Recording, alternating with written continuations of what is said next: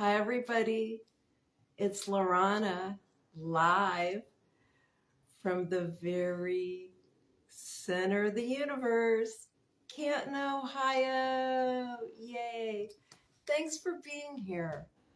A couple of weeks ago, I promised myself I was going to do a really deep dive on the editing that for my young adult book so I could move on to the next phase, which would be publishing. So I've done that, and I said I was going to read it tonight, and I am.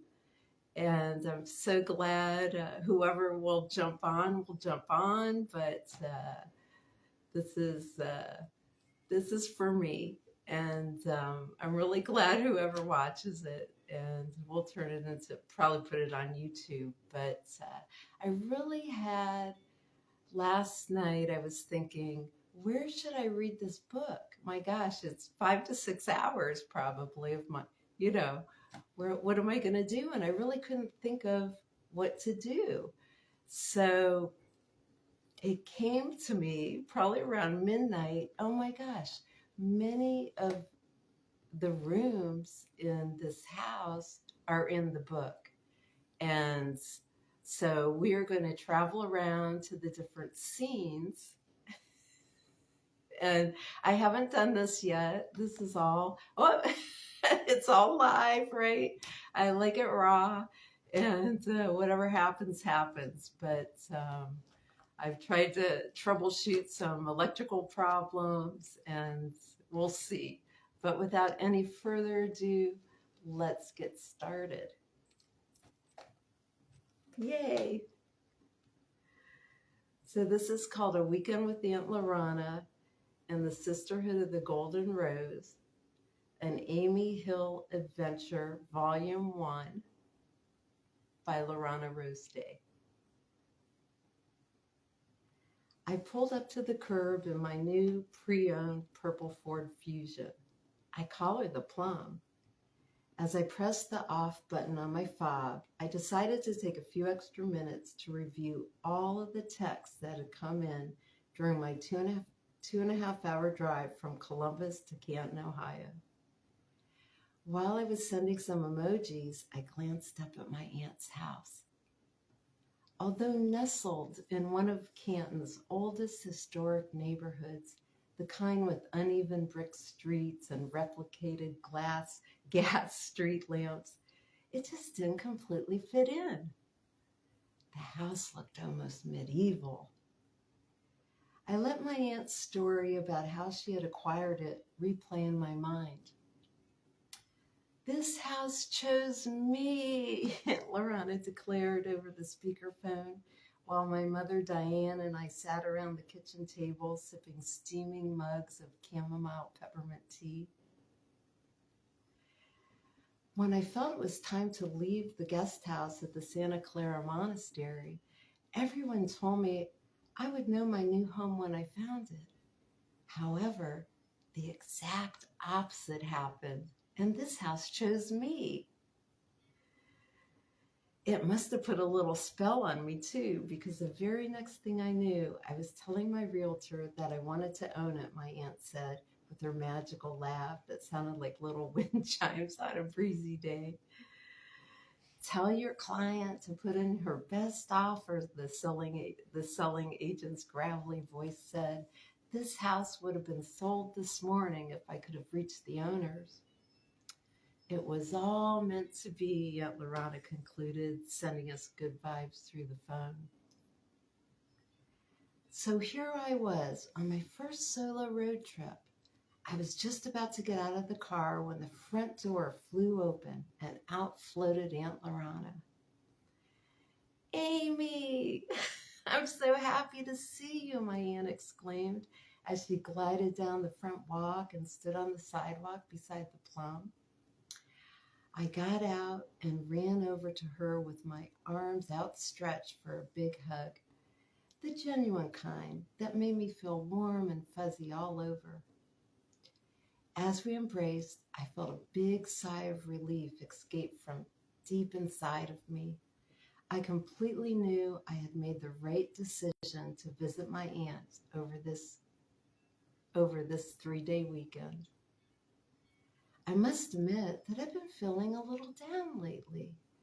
The reason being that I'm not sure what I want to do with my life. On one hand, I feel like I should have a plan. And on the other hand, I feel like I want to just take some time to just live. Although I'm not really sure what that means yet either. You're just 16 and have over 2 more years of high school, I always end up telling myself when this thought comes into my mind and bothers me. But why do I feel so restless? We're going to have a marvelous weekend, Aunt Larana whispered into my ear as we pulled apart. Let me take a good look at you, she said, holding me out at arm's length and admiring me like a beautiful work of art. You look and feel amazing, Amy. This is our first time. This is the first time it's just been me and you, Aunt Larana added with a mysterious grin as they walked around to the trunk and unloaded my bag. I'm a triplet. There's my brother Lance and my identical twin sister Julie, although we don't look exactly alike. We were all born premature, but I was the smallest, weighing only 1 pound and 1 ounce. Because of that, I'm a petite version of Julie, who is very athletic and outgoing compared to my more reserved nature and average athletic ability. I've never minded, though, because I know that I'm special in my own way. I just wish I knew what that was already. As Aunt Larana and I walked towards the front door with our arms entwined around each other's waist, I thought about how unique the house was inside and out. It's not like my parents' house or any other house I've ever been in. There are original paintings, sculptures, and plants in every room with vibrant hand-woven rugs on top of hardwood floors. Before moving in, my aunt restored as much of the house as she could back to its original 1927 state. I remember how excited she became when a chunk of plaster fell to the floor while she was stripping off old wallpaper. It revealed the original blue-green paint that had been there almost 100 years ago. Aunt Larana immediately had the color matched and reapplied to the living room and dining rooms, stating that this explained why she had never been able to visualize a color for them. I could go on, but you get the picture. It's the kind of house you feel comfortable in from the moment you enter. There's also a cat named Dorothy living there who's been around ever since I can remember. I think my Aunt Larana is special in her own way too. I know she loves traveling when the spirit moves her and has been around the world numerous times. She could write a book about all her adventures. She recently started a business called Miss Larana's Alchemical Beauty in downtown Canton, which she claims to operate in the 5th dimension. Aunt Larana says the 3rd dimension is where most of the world is living now, but we are moving into the 5th dimension where we live more fully from our hearts and our deepest dreams can become reality. She also says that both dimensions are here right now, so we aren't actually going anywhere. My mother says Aunt Larana has always marched to her own drummer ever since they were kids, and that nothing she does surprises her anymore. Honey, I haven't made plans for us, Aunt Larana said, interrupting my memories. We can have dinner at Gervasi Vineyard tonight or just stay here. There are plenty of thrift stores and boutiques close by if we feel like shopping tomorrow. We can do whatever you want, my aunt said as she pushed open the heavy fortress of a front door and we stepped into the foyer. Oh my God. Okay.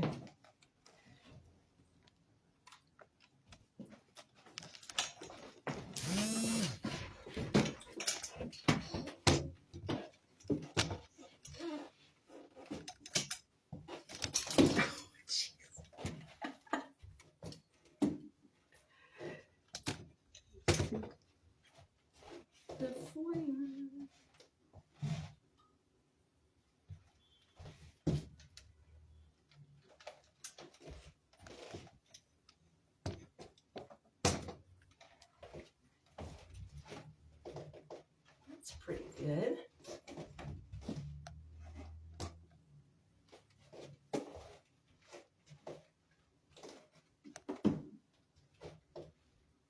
To see this. That's important. Okay. Thanks, Aunt Larana. I feel like just relaxing here tonight. Maybe we could hang out in your library and talk, I said, beginning to feel a little tired from the drive. I think I'll just take a short nap in my room right now, if you don't mind, I said, as I grabbed my bag and started to head for the staircase. That's a fantastic idea, Amy. I'll putter around in the kitchen and see what I feel inspired to make us for supper. Have a nice rest, sweetheart, Aunt Larana said, diving in for another hug before I headed up to my room.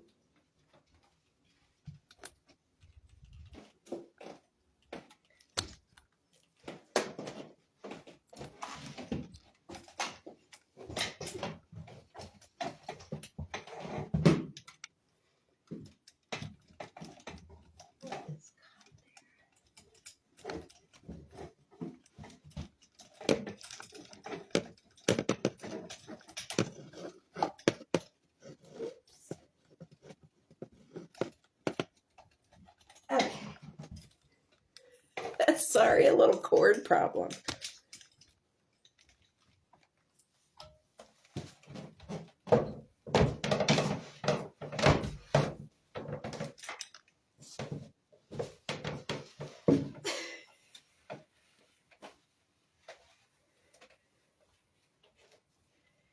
As I climbed the old wooden staircase, I remembered my aunt telling me that her guest room would always be my room. That makes me feel good.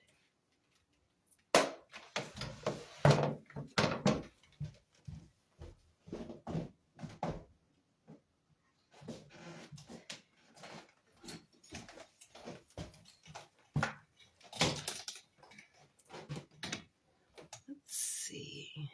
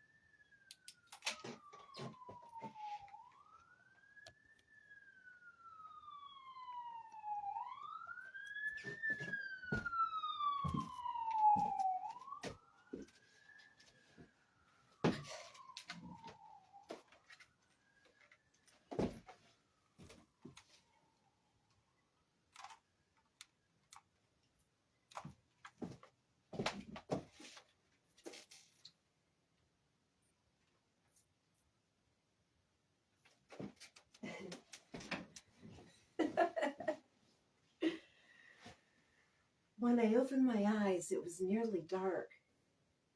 I sat up in bed with a start, wondering how long I had been asleep. But then I surprised myself and decided to relax under the covers for a few more minutes and stretch like I had seen Dorothy do. As I was bending to grab my toes, a delicious smell floated up from the kitchen and stimulated my senses. I realized I was very hungry. So I threw off the covers and quickly pulled on a pair of comfy black leggings and a soft long sleeve t-shirt and headed downstairs.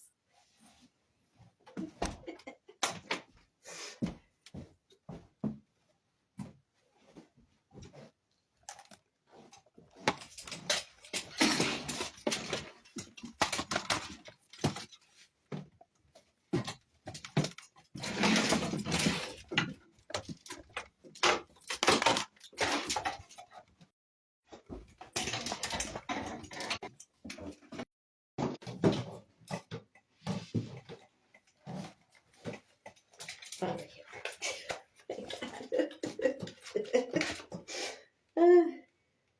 Okay.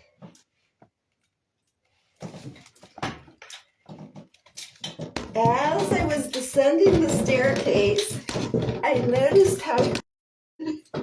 noticed how much better our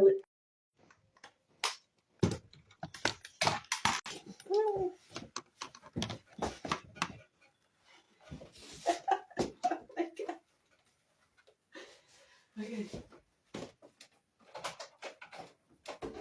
Oops. Hold on here.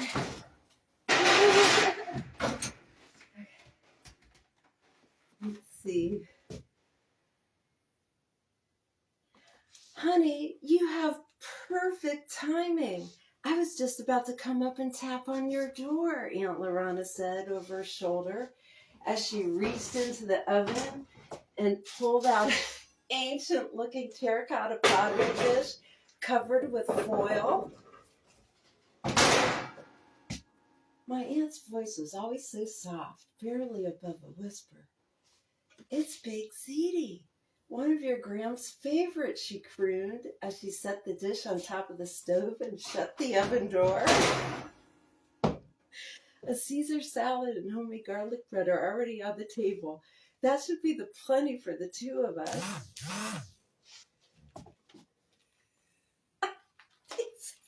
Okay, here we go. Wait a minute.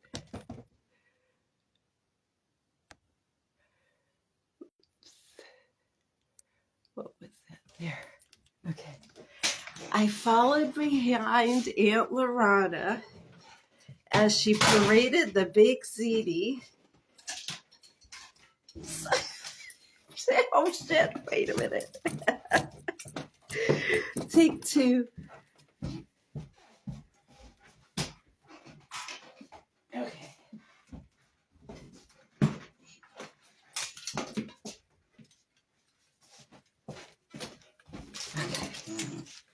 Forgot about my other equipment. I followed behind Aunt Larana as she paraded the baked ziti into the dining room as though it were a prized masterpiece.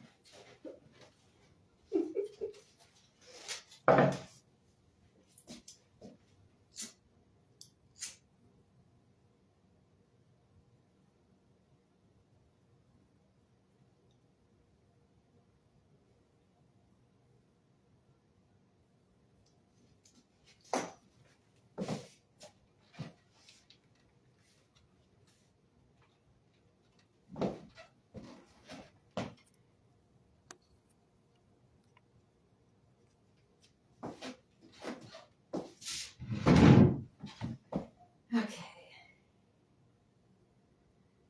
I realized it truly was when she set the dish down onto the wooden hot plate and pulled off the foil. I took a moment to absorb the ambiance as the heavenly aroma permeated the room. 2 long tapered candles. I don't know if you can see those. They're not that long, but where are they? There's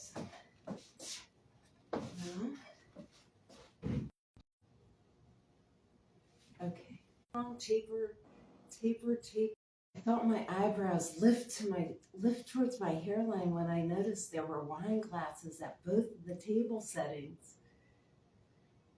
"We can have a little red wine with supper," my aunt said, possibly responding to my eyebrows. "Do you like Amarone? It's one of my favorites," she added with a sweet smile. "Aunt Larana, I don't know. I'm only 16. I'm too young to drink wine," I said, feeling nervous. "That's nonsense, Amy. Wine is part of our heritage. When your great-grandfather came to America from Calitri, Italy, he made barrels of wine for the whole family in his basement, which wasn't too far from where we are now." I still remembered the smell of all the crates of California grapes stacked outside in his backyard during the summers, waiting to be pressed. "When your mother and I were growing up, our family had pasta every Sunday. We were allowed to have a little glass of wine if we wanted with that meal, diluted with 7-Up, of course," my aunt reminisced. "Could you go downstairs to the wine cellar and grab a bottle of Amarone? I think you will like its rich texture. When you come back up, I'll show you how to uncork it," Aunt Larana said. As I walked down the basement steps, I felt a new confidence surging within me, like I wasn't a child anymore. I knew I wasn't an adult yet either, but I was heading in that direction. After my successful wine key lesson, Aunt Larana poured a splash of Amarone into each of our glasses. "I still dilute," she said, reaching for the water decanter and adding large portions of it into our wine glasses. "It's a tonic when it's made this way. I like to take little sips and enjoy the flavor while experiencing the true healing benefits of fermentation," Aunt Larana said, taking a small sip. "Well, okay. I guess I'll try it. I don't know if I'm going to like it or not, though," I said, and put the glass to my lips and slowly took a little sip. "What do you think?" Aunt Larana asked with a little smile. "I like it, and I'm glad it's watered down," I said, happy that I tried something new.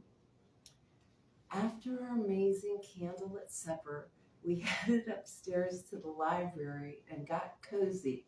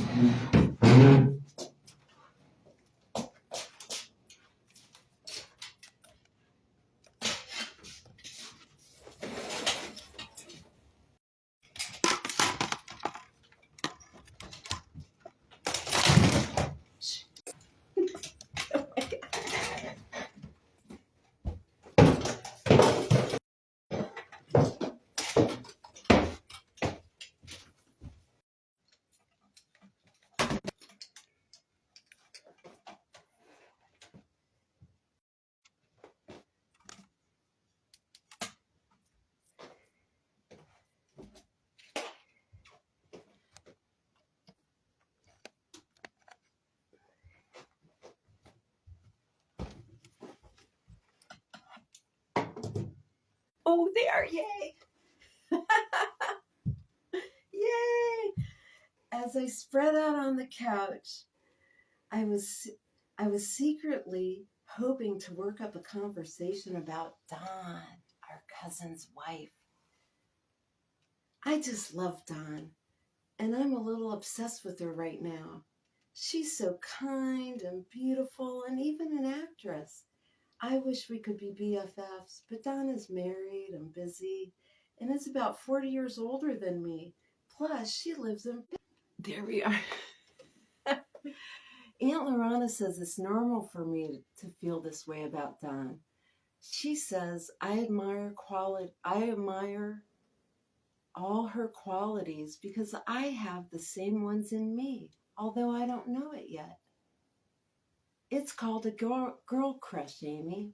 You have an inner beauty and a big heart, just like Dawn. So you are drawn to her and other women with those same qualities. They are your mentors who are mirroring you back to you. I think it's normal for you to be in love with Don. Okay, let me read that again.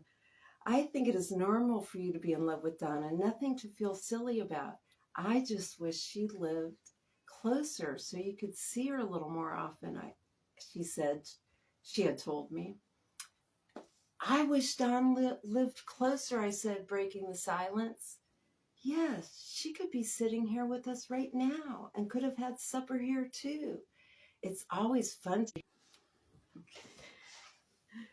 My aunt seemed as genuinely saddened about the situation as I was. I only ever saw her at Graham's funeral and then at the wedding in Columbus, I said, while squeezing the pillow I was holding a little tighter to my chest. I know, sweetie. All right. Here we go. I know, sweetie, we're going to have to plan a family reunion so you can see her again, Aunt Larana declared, brightening the mood. Maybe we could go to Pittsburgh and visit her. I'd like to go on Jay's boat. It looks like so much fun, I said, wishing deep in my heart, that I could see Don again. Much later, when the evening wound down, after many interesting conversations, we said our goodnights and retreated to our bedrooms.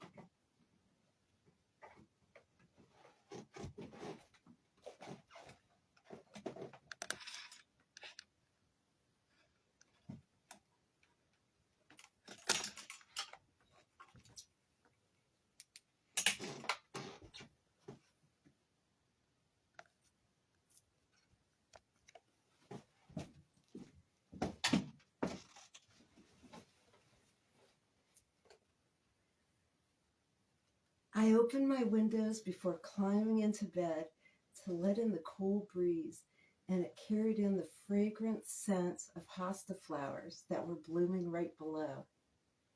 Snuggled deep under flannel sheets and an antique satin down comforter, I remember feeling safe and at peace before drifting off to sleep.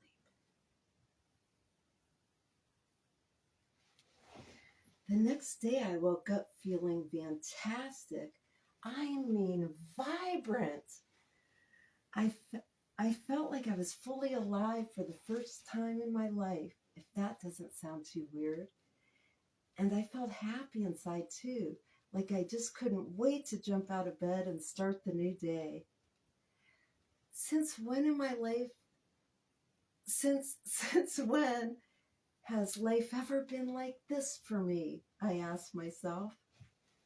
Never was my answer. As I rummaged through my bag for something to wear, I ended up putting on a pair of jeans and a long-sleeved hoodie before heading downstairs.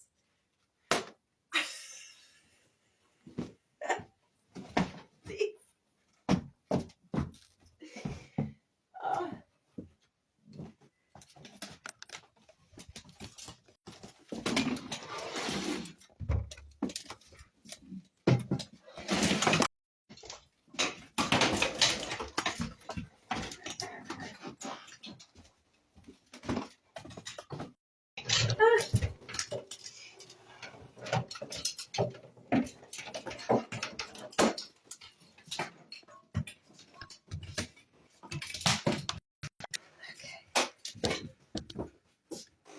Woo!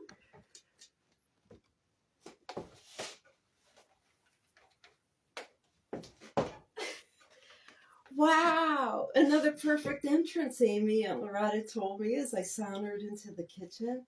How many buttermilk pancakes would you like? There's plenty, so don't be shy. Real butter and warm maple syrup and a pot of hot coffee are already on the table, so just help yourself. I don't drink coffee, I said sheepishly. Oh, well, just take a little taste of it anyways, the elephant said as she flipped a pancake over on the griddle.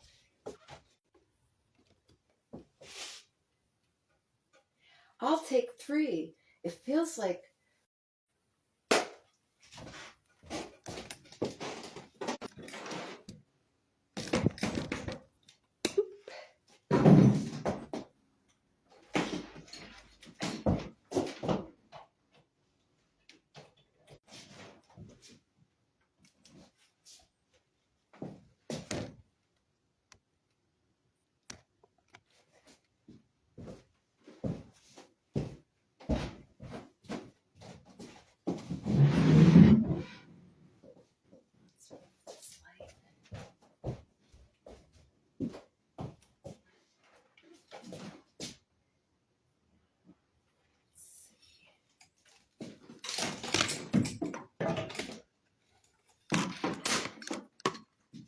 that might work.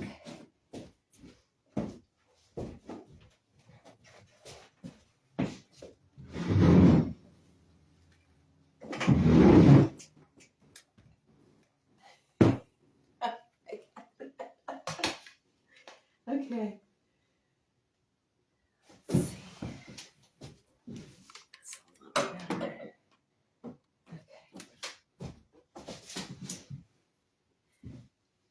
Okay. Gearing up for it. With a hearty breakfast and coffee for the first time in my life felt right. I certainly enjoyed the aroma that filled the air when I poured the steaming black liquid into my ceramic mug. My aunt came in. Wait, get rid of that. Okay. My aunt came in a few minutes later and set plates of pancakes topped with blueberries and a dollop of homemade whipped cream down in front of us. I put some cream and sugar on the table just in case you don't like the taste of black coffee, Amy. And by the look on your face as I watch you take a sip, you might want to try some, she laughed as she poured herself a steaming cup. I watched as she drizzled a liberal amount of melted butter and maple syrup over the top of her pancake stack, then put a sprinkle of cinnamon and nutmeg on top of her whipped cream before digging in. I followed my aunt's lead and decided to do the exact same things. I've always been more adventurous about new foods and tastes than my brother and twin sister. Do you feel like checking out a couple of those thrift stores in Hartville today? Aunt Larana asked between bites. I love to thrift. It's like finding a hidden treasure if I come across something like a Draper James dress in my size for a fraction of the cost. I like to regular shop too, but thrifting is rad, so I told my aunt it sounded like a good plan. Great, give me a minute to get ready after we finish our breakfast and we'll head out, Aunt Larana. Oh wait, and we'll head out. Aunt Larana was still in her elaborate floral robe that looked like it could have been from the Ming Dynasty. We should stop by Vita Boutique too. It's one of my favorite shops. Can you drive, my aunt asked. I love to ride, so I take every chance I can to do that, she said as she got up from the table and started to ascend the staircase.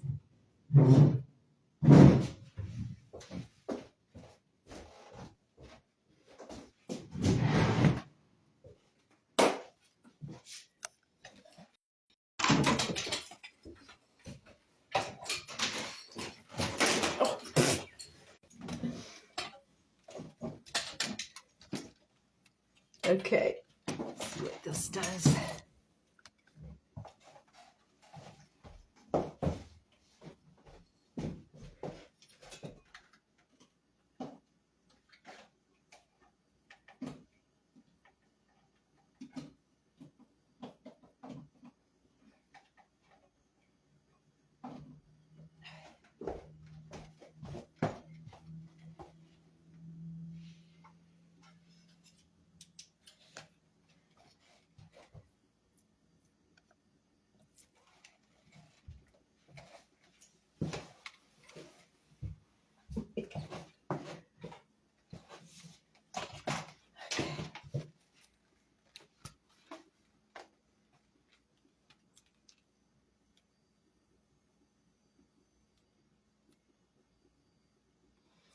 I love to drive, I exclaimed up after her.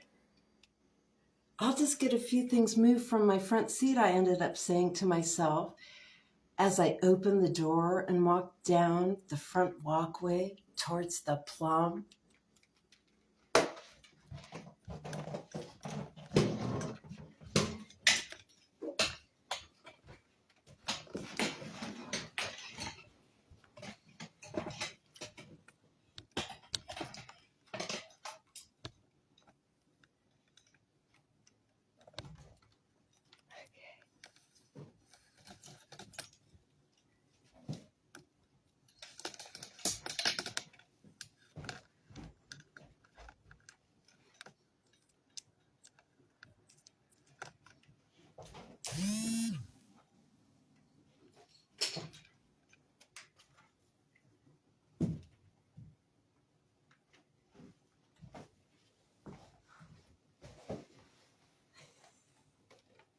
Yay.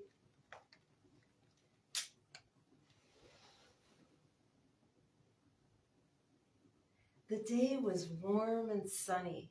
My aunt's bird bath was encircled in a sea of fuchsia echinacea flowers, and the nearby butterfly bush with its fragrant purple blooms was already attracting colorful butterflies from all over the neighborhood. I became mesmerized by the robin who was taking its bath. It was splashing around enthusiastically and shooting water high into the air with its wings. I'd never seen a bird look like it was having so much fun bathing itself before. But everything else was off. The first thing I noticed was Aunt Larana's antique horse post. Last night it was in the living room, but today it was on the utility strip near the brick street. And the plum was gone. In its spot was a small buggy hitched to a single horse who was loosely tied to my aunt's horse post. It felt okay. This is a weird observation to be having at this moment. I heard the front door open and turned around as Aunt Larana glided down her front walkway wearing a long floral dress. Dramatic sleeves swooped below her wrist, almost reaching her knees, and a narrow piece of material flowed down her back, like a short train. She wore a matching hat. Was carrying a little drawstring purse. My eyes must have gotten as big as saucers. My aunt had a stunned look on her face, too. By our expressions, I knew we were both being taken by surprise. I looked down and saw that I was dressed in a similar outfit, modified for my age. I wore a floral dress with cap sleeves, a high cinched waist, and a modest neckline. This was a far cry from my typical Saturday jeans and hoodie. Aunt Larana, what's going on? When I walked outside, everything was like this. Are we in a dream together? I asked, not expecting her to have any answers and thinking I would wake up in bed. In a way, we are in a dream together, Amy. In a way, we are in a dream together, Amy, but that's a whole other conversation for another day. Let's see. We just finished our breakfast in Canton, and right now, I'm not sure where we are. This is an unusual circumstance, my aunt said, looking all around. Aunt Larana, you don't seem upset. You're so calm. Well, I'm freaking out, I exclaimed. I could hear and feel my voice start to rise in my throat. Well, Amy, that's because I occasionally find myself on a trip for the greater good of humanity that can involve traveling by car, plane, or even into other dimensions, Aunt Larana replied. That is why I'm not shocked or fearful right now. There we go. But what I can't figure out is why we are both here. And with the house, she added, as her voice trailed away while she looked around. I sensed my aunt was taking a few minutes to take everything in and gather her thoughts. After what seemed like a really long time, she spoke. Amy, I had a feeling I would end up telling you sooner or later, and it must be now, Aunt Larana said with a serious look on her face. I was feeling perplexed by the intensity of her statement and made a conscious effort to gather up all my energy and focus exclusively on my aunt. Everything seemed to drop away except the two of us. There we go. We could have been transported to a deserted mountaintop with wisps of clouds drifting by, and I don't think I would have noticed. Amy, my aunt began, holding on to my hands and looking deep into my eyes. Your Aunt Larana is part of an ancient sisterhood, the Sisterhood of the Golden Rose. We have existed here on Earth for thousands of years, although right now I seem to be the only sister on the planet. Aunt Larana realized she had my complete attention and continued her story. Throughout the ages, the Sisterhood of the Golden Rose have gathered together to bring peace and healing to the planet and to support one another on our spiritual growth. The Sisterhood always believed that each of us would achieve full consciousness, and this would raise our individual and collective vibration to new heightened levels. I just stood there staring at my aunt, not fully able to comprehend what I was hearing. There we go. I mean, just a few minutes ago, I was with my slightly eccentric favorite aunt, but this was over the top. My brain felt frozen. Finally, it started to work again. Aunt Larana, are you telling me that you were part of an ancient sisterhood called the Sisterhood of the Golden Rose, and that you are the only sister on the planet right now? Are you serious? I wailed. Honey, look around us. Yes, I'm dead serious. Everything I've told you is the truth. I just never imagined I'd be telling you under circumstances like this, my aunt said, swooping her arm out around her for emphasis. I knew from the moment I first saw you that you were special, like me. I've just been waiting for the right time to let you know, Aunt Larana said, smiling while lifting her shoulders towards her ears for a second. I'm thinking that maybe this might be it, I said, feeling strangely calm. I noticed that I still felt great, super energized, like a dial had been turned up inside of me. I've got it, my aunt exclaimed.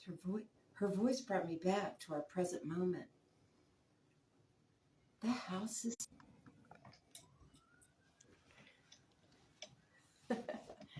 The house is special. You remember how it chose me, right?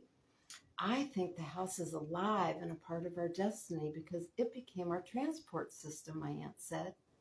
We both turned around at the same time and stared up at the house. It looked at There we go. I patted my new dress and discovered a side pocket.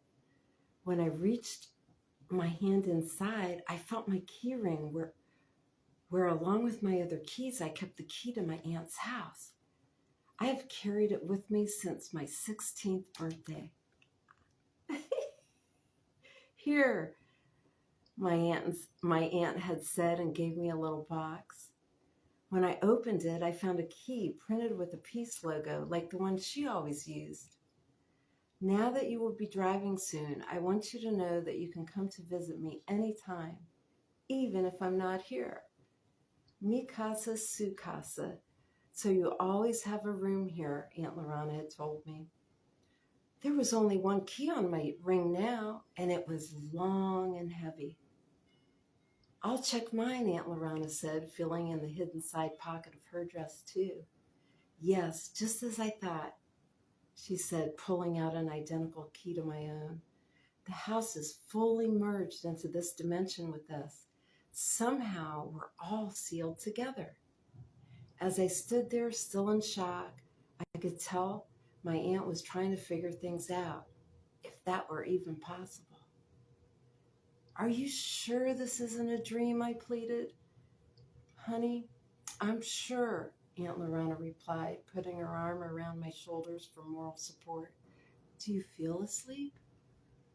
No, I feel ultra awake, like I'm truly alive for the first time in my life. I guess I just wanted to make sure, I said, completely confused. I decided to reboot and accept our situation as true. I mean, what else could I do if I didn't want to completely freak out?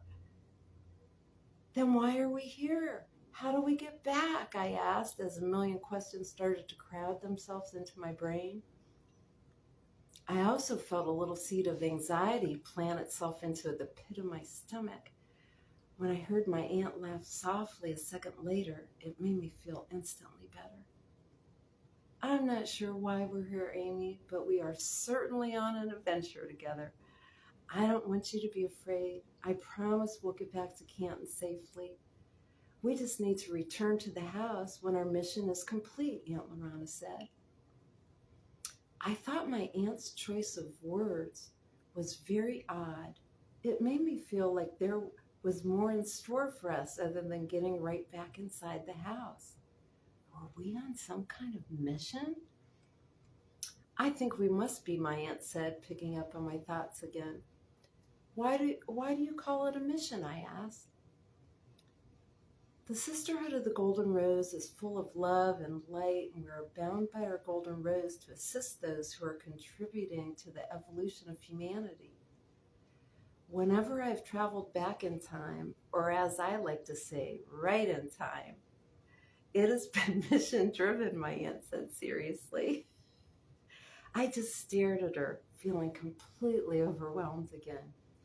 I realized for the first time that my aunt really did believe she was part of an ancient sisterhood, the Sisterhood of the Golden Rose, the sisterhood that did not seem to exist anywhere and that she was the only member of.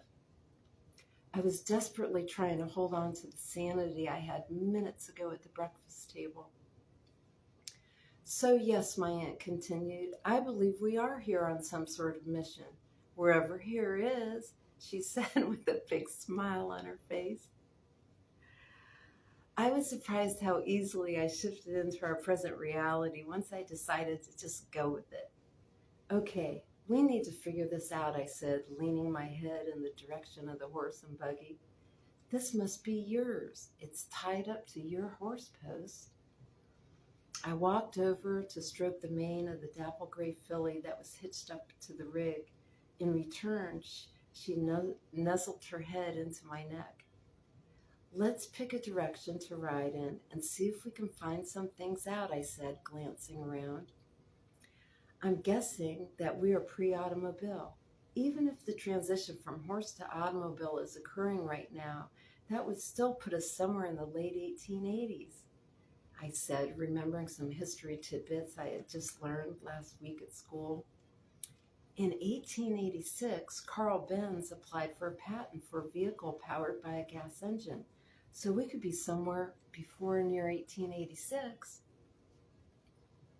I was extremely grateful for this knowledge now that my cell phone and any access to the World Wide Web had been zapped out of my reality.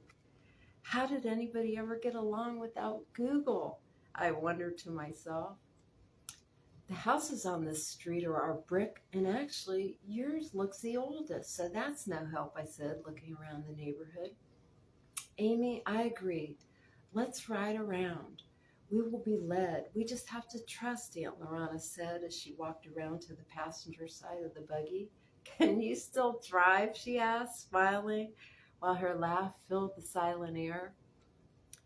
I had never even been close to a horse before today, but something inside of me let me know I would be able to drive the buggy. So I climbed in, picked up the reins, made a clicking sound, and off we went like I had done this over 100 times before. I steered us straight ahead, and after a while we approached a wide circular roundabout and began to see other buggies on the road. I was a bit nervous since I would have to merge into traffic for the first time, but I sensed our horse knew what to do, so I relaxed and it all went smoothly. "Turn right here, honey," Aunt Larana said as a street appeared off the roundabout. "I have a feeling this road will take us into town."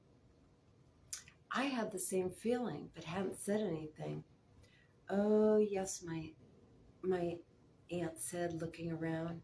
"I'm beginning to see buildings," she said excitedly after a few minutes. "Go a little slower, Amy. Maybe we can pick up some clues. It would be interesting to know where we are." My aunt's light-hearted laugh filled the air again, leaving a peaceful aura all around that made me feel like everything was going to be okay. "Aunt Larana, it looks like there's a spot to park the buggy coming up right over there," I said, nodding my head to the spot. "Spectacular find, Amy. You are right on top of things. A walk around will be good," my aunt said almost mysteriously. I barely started to lean the buggy toward the parking spot when our horse knew just what to do and glided us perfectly into the space. While I hitched Nessie, I decided to name her, to the wooden post, I wondered if I had been doing the driving after all, grateful for the help. As I gave Nessie's mane a few strokes, I wished I had an apple to give her. Just then, I thought I heard her communicate, "There's an apple tree over there," as she turned her head and whinnied. I looked over in that direction, and sure enough, there was a tree with fruit scattered beneath it. I ran over and picked up a few of the apples. As Nessie chomped away, my Aunt Larana descended from the buggy and smoothed out the fabric of her dress. So here we were in our new outfits. But where? I thought to myself as I smiled into my aunt's eyes. We hooked arms and started to stroll down the wooden walkway, blending in easily with the other people around us. "You know, Amy, I must confess that I am a clothes aficionado. I have been a lover of fabrics and fashion for a very long time, and I think our outfits are from," my aunt was saying as we strolled along when I suddenly interrupted her. "OMG, Aunt Larana, that looks like Benjamin Franklin over there, and he's walking in our direction," I said, grabbing her arm and standing frozen to the spot like one of those little prairie dogs I had seen on a nature YouTube. I recognized him most recently from the crisp $100 bill my parents had given me for my road trip. I had never had a bill of such large denomination before, so luckily I had stared at it for a long time. "He's heading right towards us," I squealed. I held my breath as he approached, then sucked in a little more air when I heard my aunt's voice. "Ben, how wonderful to see you again," Aunt Larana exclaimed to my surprise and complete horror. "It's Larana," she continued, moving a step closer. I saw a perplexed look cross Benjamin's face as it became clear my aunt was speaking to him. "Madam, you have me at a loss. I cannot recall the moment we met," he said, stopping in his tracks and smiling good-naturedly. "It was Paris," Aunt Larana said, tilting her head to one side and smiling as if that would help jog his memory. "At the ambassador's ball." "Madam, I would love to set foot in that mother country, but alas, I've never been to France. You must have me confused with somebody else. My name is Benjamin Franklin," he said, bowing slightly as my breast seemed to suspend itself indefinitely inside my chest. My aunt recovered like a pro. "Pleased to meet you, Benjamin. This is my niece, Amy Hill, and I'm Larana Day, she said, putting her arm around my shoulder. I was finally able to let out my breath. It is likewise my pleasure to meet you two lovely ladies, Benjamin replied, beaming a smile. What brings you out into downtown Philadelphia on such a tempest day? He asked.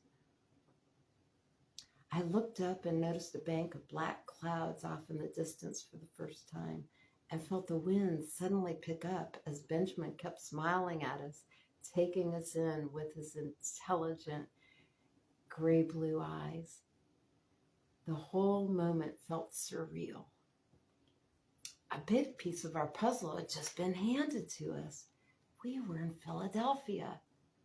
My brain started to search for any pertinent historical facts I might have learned and retained about the area. I wish I had paid more attention in history class. We were just passing through, so we wanted to take in the sights of your magnificent city, Aunt Larana said. I was glad she could handle the conversation because I was tongue-tied. Do you know a nice tavern where we could get something to eat and drink? Yes, I'm at your service, Larana, Benjamin Franklin said to my aunt, placing her hands in his palm and bowing slightly. I watched as his eyes held hers for a brief moment. There will be several places to choose from if you just keep heading in the direction you are going. He then touched his forehead to my aunt's hand before releasing it, which I thought was very odd. Thank you, Benjamin. Do you have time to join us?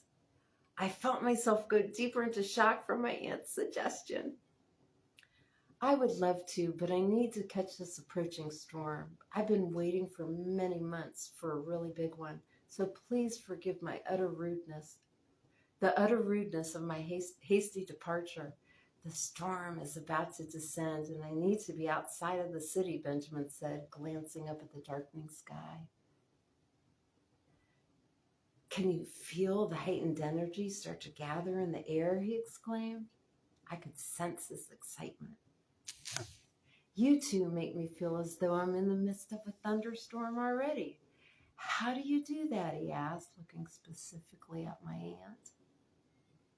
How can you contain so much energy within that I can feel it pouring out of you? He asked, looking off into the distance like he was remembering a private memory. He seemed to pause, shake his head slightly before coming back to the moment. Alas, I must take your leave. Be well, Benjamin said with another bow and started off on his way. As I watched him depart, I noticed a small kite tucked under his arm with its long tail stretched out behind him. Don't forget to tie your key onto the kite tail, I yelled enthusiastically, remembering a photo from one of my history books. Benjamin stopped in his tracks and turned back around with an inquisitive look on his face. My key? To weigh down your kite in the storm, she means, Aunt Larana chimed in with a smile and a quick wave goodbye. Benjamin nodded and hurried off himself. As soon as he was out of earshot, Aunt Larana turned to me excitedly. The first time that I met Benjamin Franklin was in Paris in 1778, she said, staring into my eyes. And I remember learning that Benjamin Franklin got the beginning ideas of electricity in 1752 while flying his kite with a key, I added. We must be in 1752, I said triumphantly. Amy, do you know what just happened? From the puzzled look on my face, my aunt knew I did not. You provided an important piece of information to Benjamin that helped change the world. I did, I exclaimed, not quite catching on. Yes, you told Benjamin Franklin to tie his key onto his kite tail, my aunt said, hugging me. You would make a good sister of the Golden Rose. Is that why we came here? I asked, trying to make sense of our adventure. I don't sense this is the only reason. It feels more complex, Aunt Larana said as we started to move down the street again. can't believe I haven't even thought about checking my text messages until now, I giggled, feeling my stomach rumble. I was surprised I could be hungry so soon after breakfast. I know. It's easy to get pulled into one dimension and totally forget about another, Aunt Larana said, giggling. I'm starting to feel hungry again, too. Let's go to one of those taverns, Benjamin recommended. It feels like we just finished our breakfast, but I'm ready to eat, I answered, getting more comfortable with my aunt's intuition. I liked that we had a destination.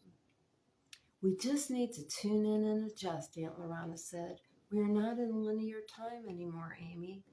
The past, present, and future are all one at a certain point.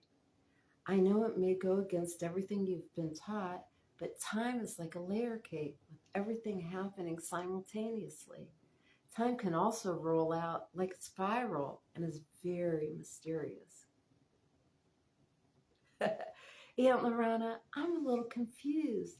This is all really, I don't know, surreal. Yet it feels more real than anything else I've ever experienced, they said, ready to get on with our adventure. We continued on our way, and in moments I encountered a very pleasant smell. As I sniffed the air, trying to identify the mixture of scents, my eye caught on a large building across the street.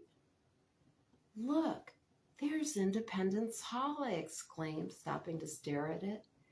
I can't believe it's just being built. I don't know why, but seeing this historic building under construction convinced me more than anything else that we really were in 1752. Can't you just feel the excitement and growth of this city, Amy? It has a pulse beating all of its own, Aunt Larana said as we made our way down the earthen walkway to the tavern. I was wondering what a 1752 menu would look like as we entered the dimly lit establishment. Let's just take that small corner table over there, Aunt Larana said as we walked in and she began to lead the way. Shouldn't we wait for a hostess, I whispered, a little worried about being rude. That position does not exist in this period, my aunt told me as she walked towards the table, with me lagging a little hesitantly behind her. There are no menus either. We just sit down, and soon someone will come out with 2 drinks, probably ale that has been made in-house. Then they will bring out 2 plates of today's fare, my aunt said, filling me in on what to expect. A few minutes later, after we had warmed ourselves by the nearby hearth and settled in at our table, a barmaid appeared from the back carrying 2 heavy-looking metal steins. Foam ran down the sides and dripped onto the wooden floor as she approached us. It's done, I screamed in my mind to Aunt Larana as she placed the drinks on our table and smiled sweetly. I continued watching as she wiped her hands dry on her layered skirts as she walked away. It's done, Aunt Larana. I can't believe it. And she doesn't know us. And she's a waitress, I said, barely able to control my desire to get up and follow her. Yes, it certainly is done. In the reality we share with her, she's a vibrant woman, an actress, and a loving wife. My aunt looked deeper into my eyes. Are you shocked that Donna's a waitress here? I was, but I wasn't sure why. I've learned to honor every position in society because I believe we're all here to grow spiritually and to find inner joy and peace, Aunt Larana shared with me, smiling, her deep inner smile. Should we tell Dawn she knows us, I asked, hoping for a yes answer. No, we should not interfere. Your soul has now met Dawn's and a connection has been made. Since we came from a more advanced dimension, our interaction today may accelerate her spiritual growth. This may be another reason we're here, Aunt Larana said, taking a sip of her brownish-colored ale. I lifted my mug and sucked in some foam. I couldn't help making a little face because it was so strong and thick tasting. Aunt Larana raised her glass.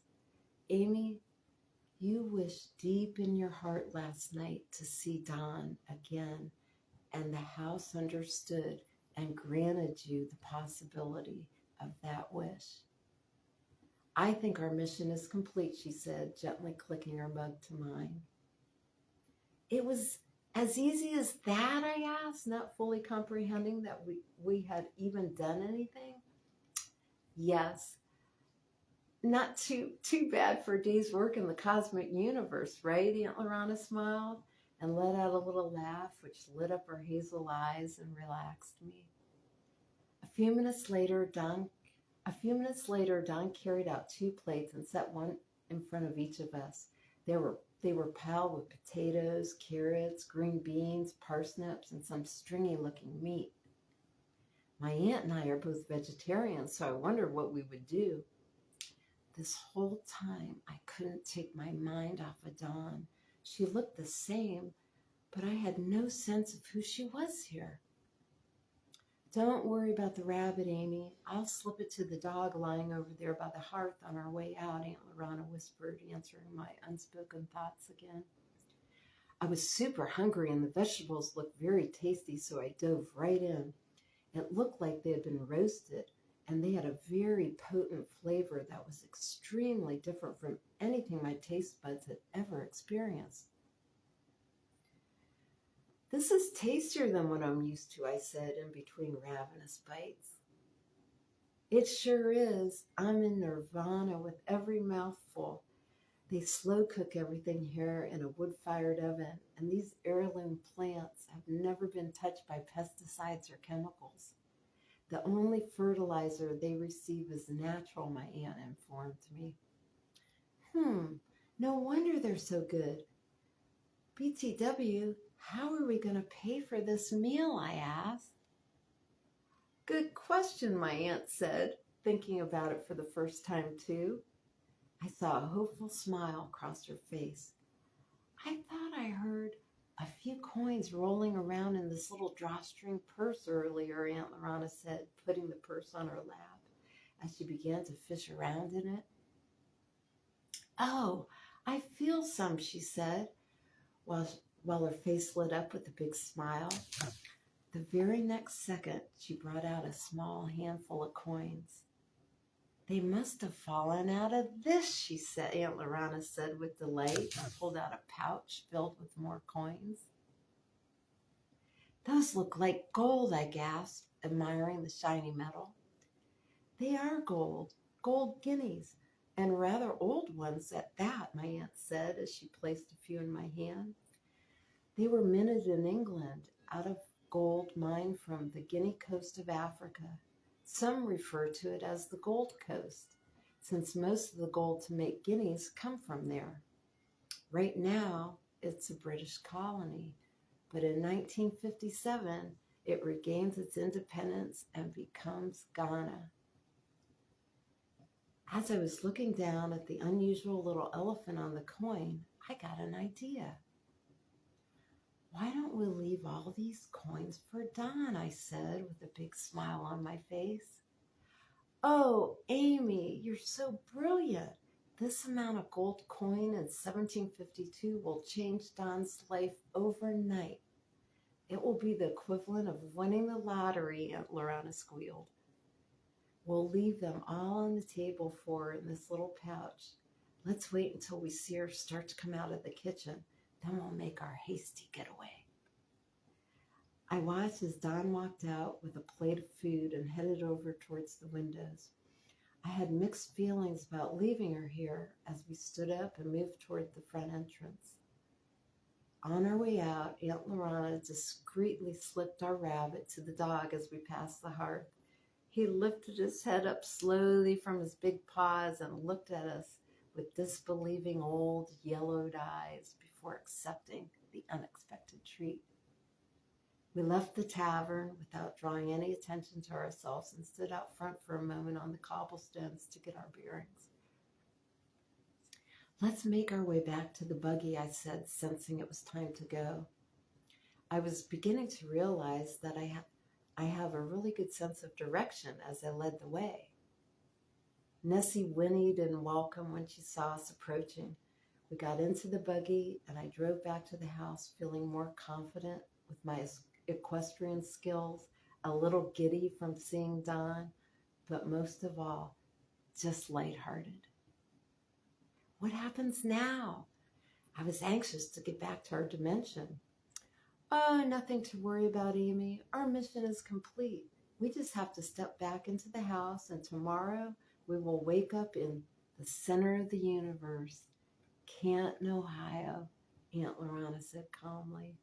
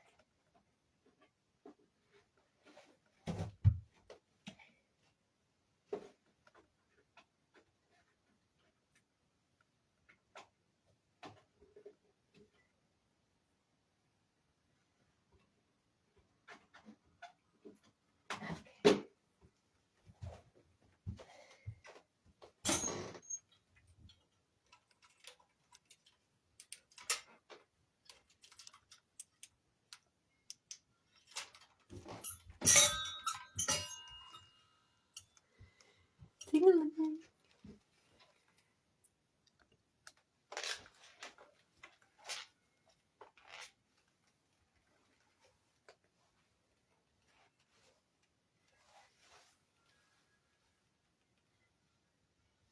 Later that night, as we cozied up in the library, I started to think about our day. I wish I knew, now that you met Benjamin Franklin in 1752, if he would have already known you when you meet again in Paris years later. Technically, it would be your second meeting, I stated, intently curious. That would seem to make sense, but time can be a funny thing, Aunt Larana said mysteriously. Benjamin, both of us at the same time. He didn't know either of us, although I knew I had met him at the ball in Paris in 1778, my aunt recapped. I'm not sure if he could remember us since we came from a different dimension. Sometimes the memories of an interaction like the one Benjamin just had with us can be fuzzy at best or perceived as a déjà vu. But other times it can change the trajectory of someone's life, she added. I learned in class that quantum physics says Once a photon is changed, all other places in its timeline adopt to that same change, I added. I felt the intensity of my curiosity growing inside of me. Oh, I wish I knew, I cried, feeling my desire penetrate deep into my heart. Aunt Larana got up and kissed my cheek goodnight. Well, my dear, some things are left as mysteries. Tomorrow, we can have that leisurely thrifting day. Sweet dreams, she said, and glided out of the library and into her bedroom.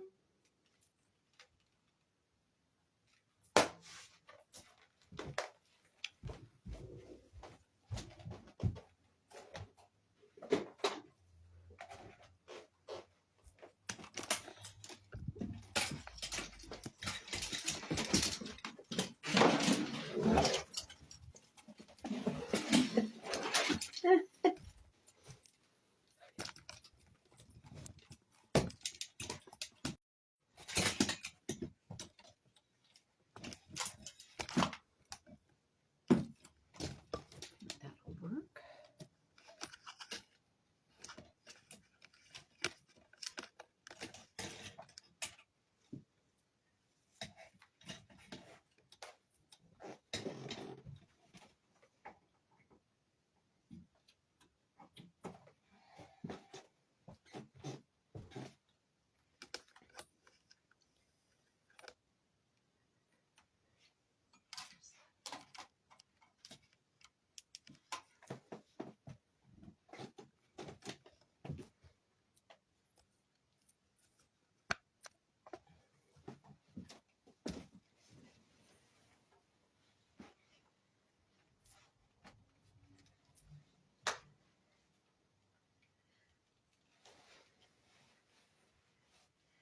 I walked into my bedroom and leaned against the door and closed my eyes for a few seconds.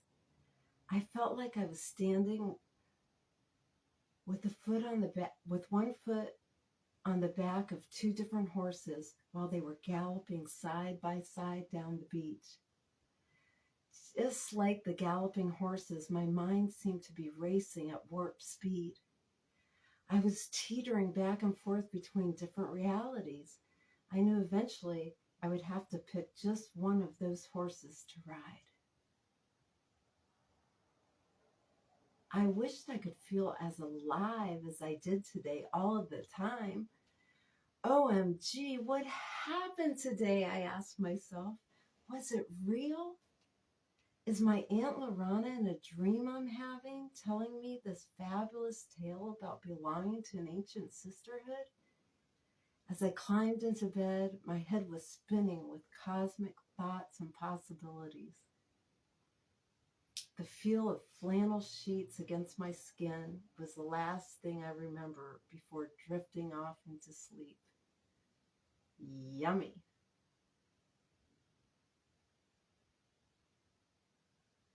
The next day was pretty much a repeat of the one before. Something that smelled delicious wafted upstairs around the crack of noon. I got up, dressed, and drifted downstairs in leggings and a long-sleeve t-shirt.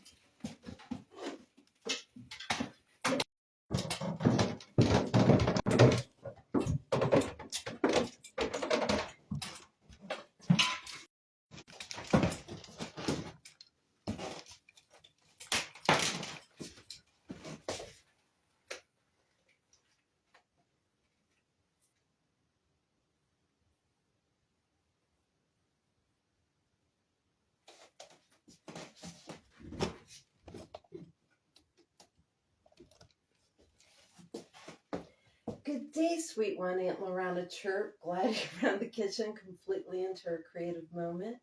You are right on time again, she said in a melodious, happy voice.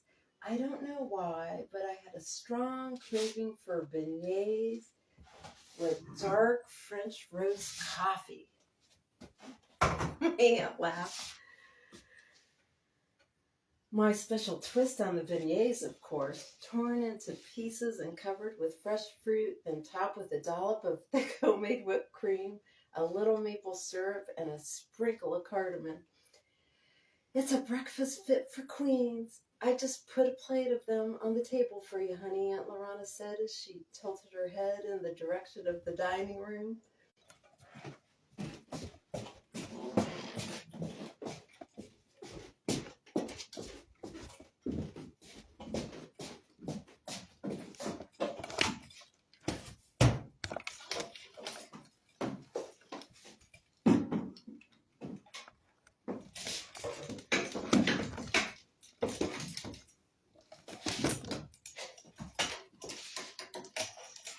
Oops. Oh my God.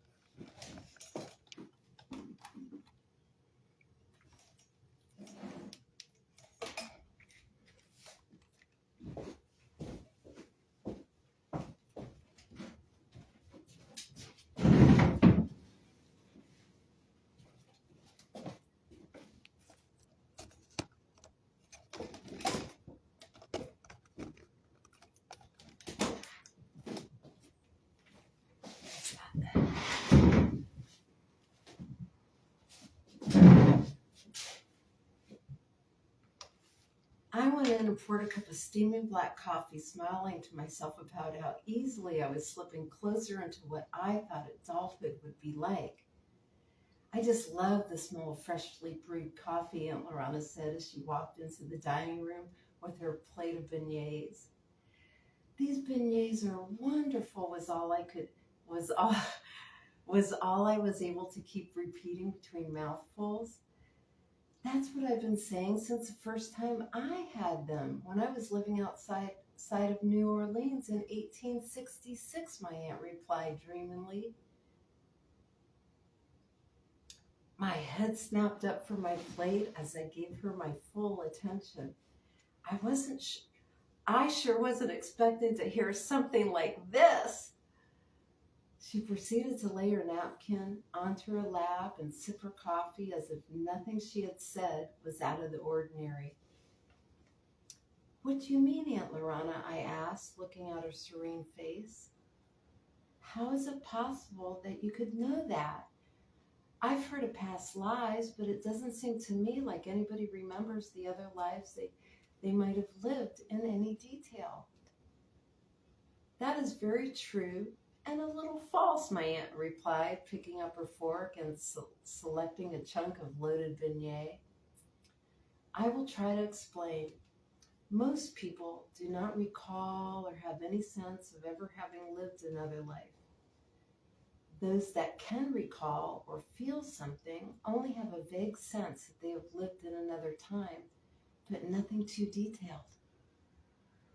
Now, a small percentage of this group does become able to remember their other lives in more detail.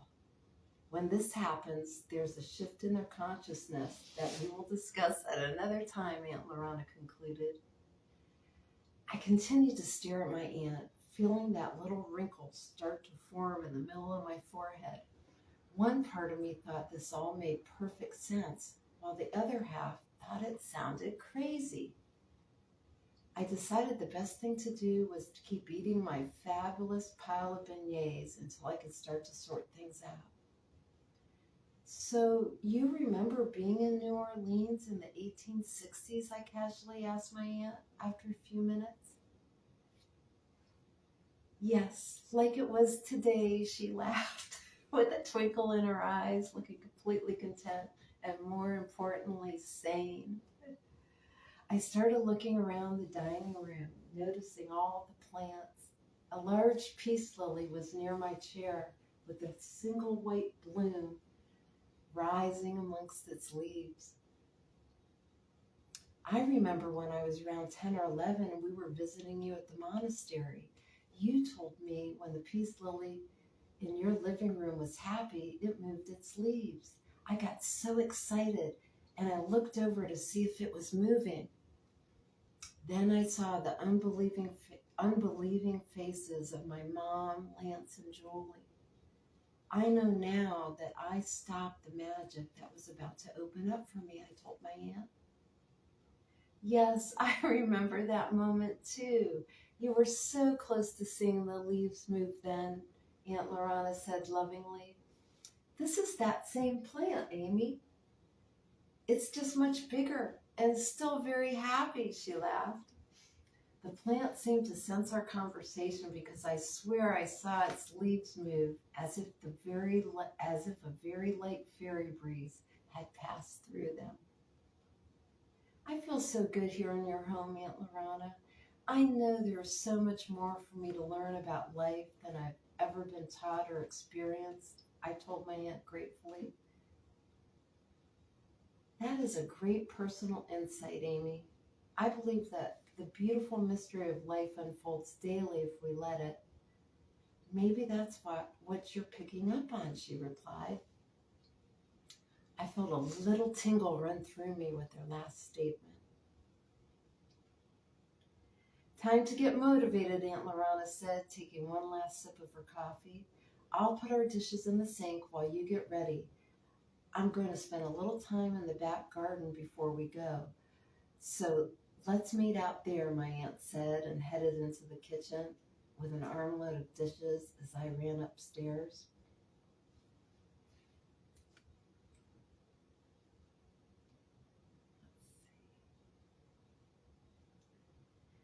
The minute I stepped into the garden, I felt a change.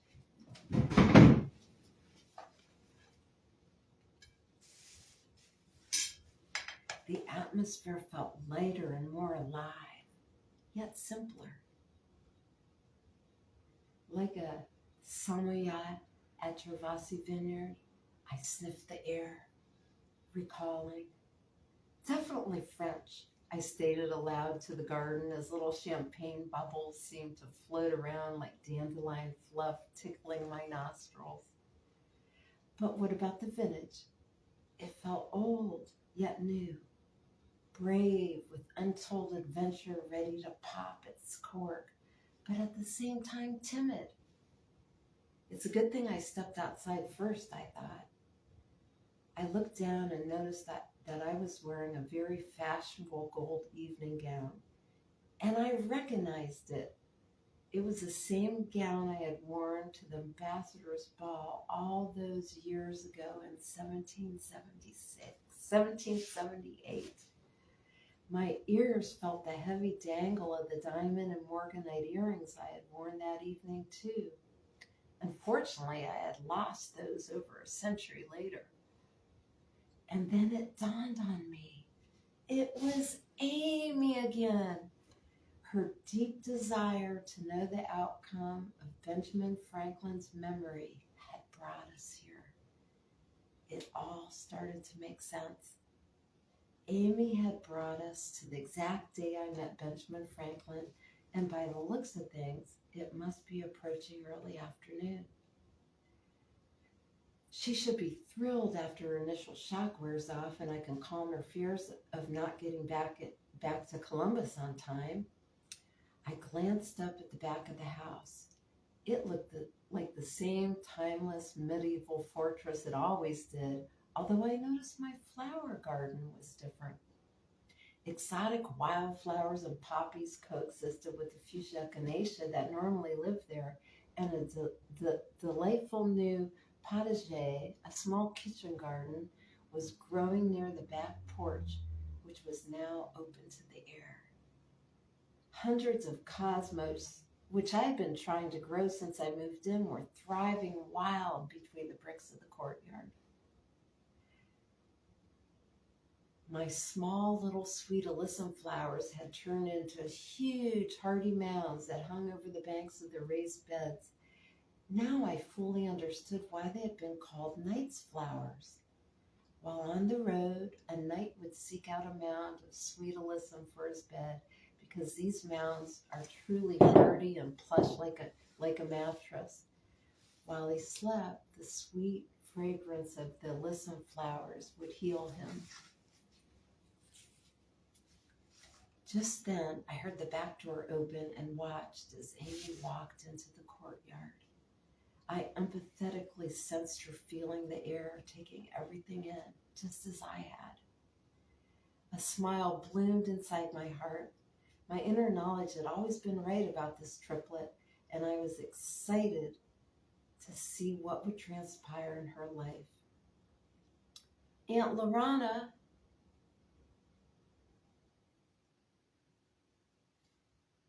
I felt like something was off, but I couldn't put my finger on it. Was it the garden? It looked so much better than I remembered. Or something else. My aunt must have put a lot of time into her garden this year, I was thinking to myself, trying to pair an understanding with what I was seeing. Amy, what you are sensing is exactly right.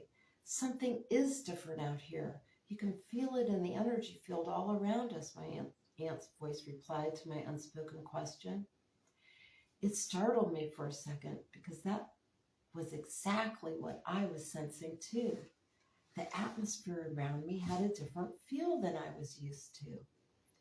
I looked over in my aunt's direction and immediately noticed she was wearing a very exquisite ball gown.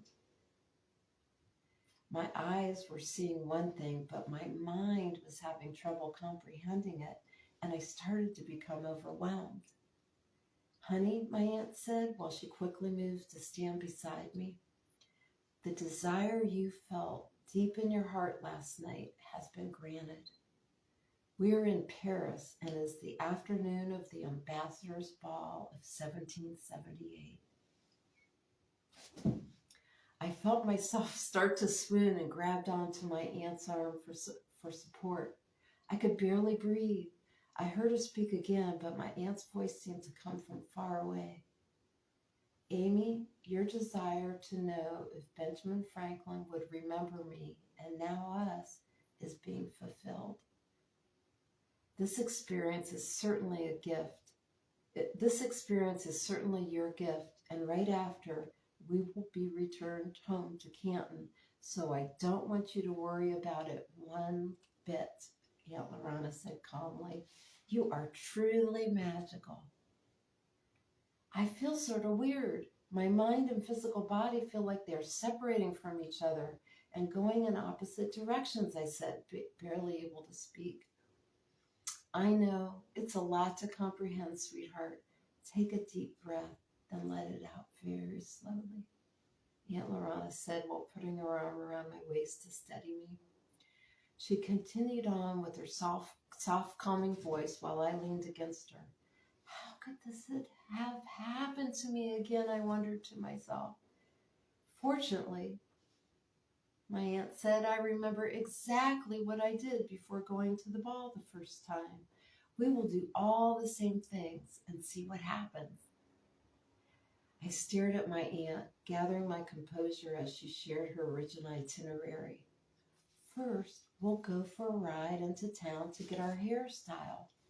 I have a 2:00 appointment with Colette, and I know she will insist on styling yours too. And don't be alarmed about our future hairdos. Ever since Marie Antoinette started to wear the poof, hairstyles keep getting taller and more elaborate. They will be weaving flowers, feathers, and even stuffed birds and bird nests into our hair if we'd let them, Aunt Larana told me with her magical laugh. Afterwards, we will have a light meal at Pierre's before heading off to the Palace of Versailles. By the way, I like your dress, mademoiselle, my aunt said with a mischievous twinkle in her eyes. I looked down at myself and saw I was wearing a formal ball gown too. Shimmery light pink material softly tiered around me like the pile of whipped cream on my breakfast beignets. The fabric had a feel that I didn't recognize though. Oh, I miss these textiles, my aunt said as if she were tuned into another time. I noticed her emotional energy field changed and felt like you were biting into a perfectly toasted marshmallow, warm and gooey. There are small fabric houses here that produce the most fabulously exquisite materials. Your dress is made of finely spun raw silk. It really is a treat being back again.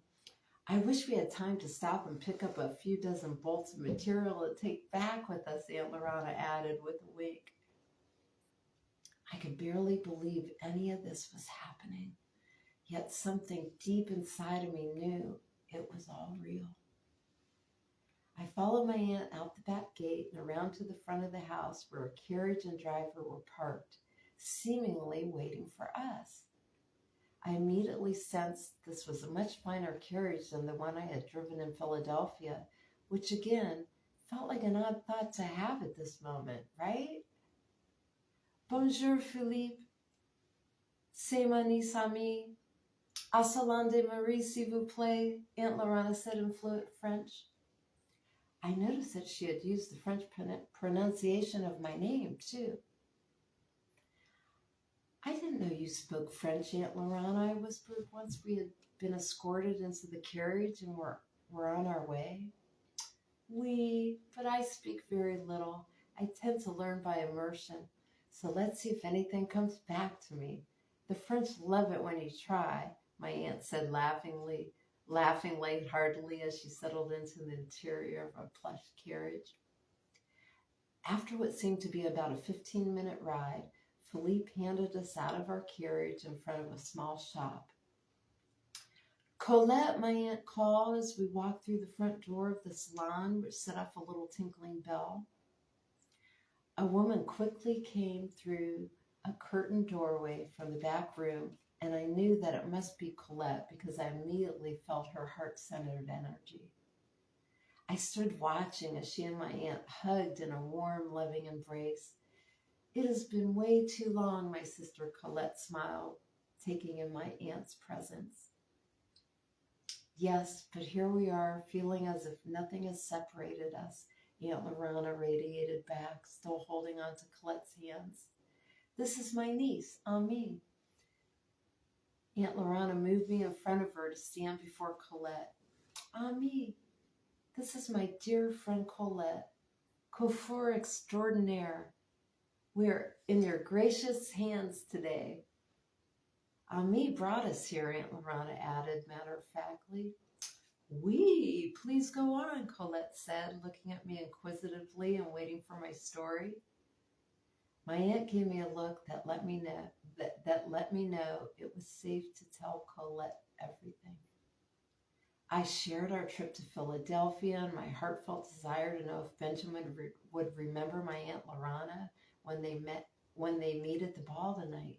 And here we are, I finished, sort of smiling. Well, that is quite a story. I'm glad I have this opportunity to meet you, Ami, Colette said with a whimsical laugh, much like my aunt's. Please have a seat while I prepare, she said, slipping behind the curtain and into the back room.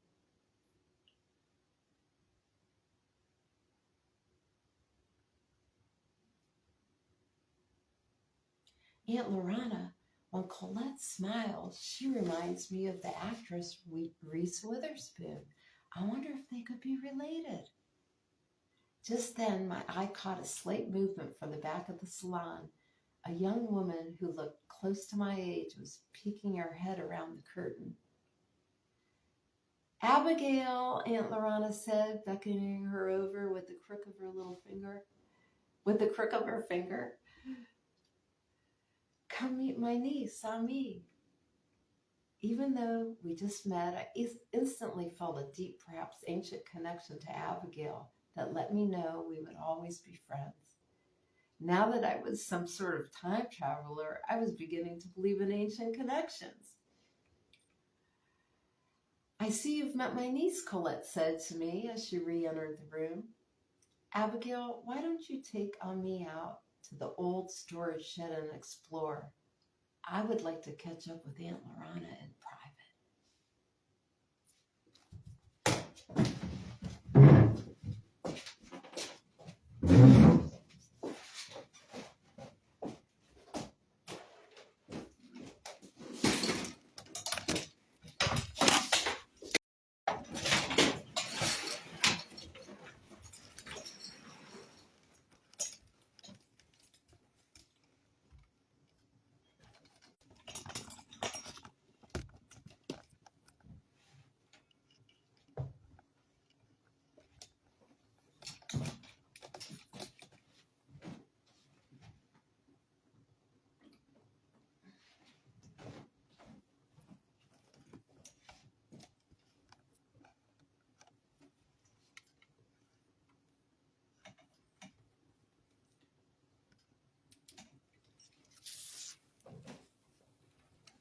It's a little more comfy.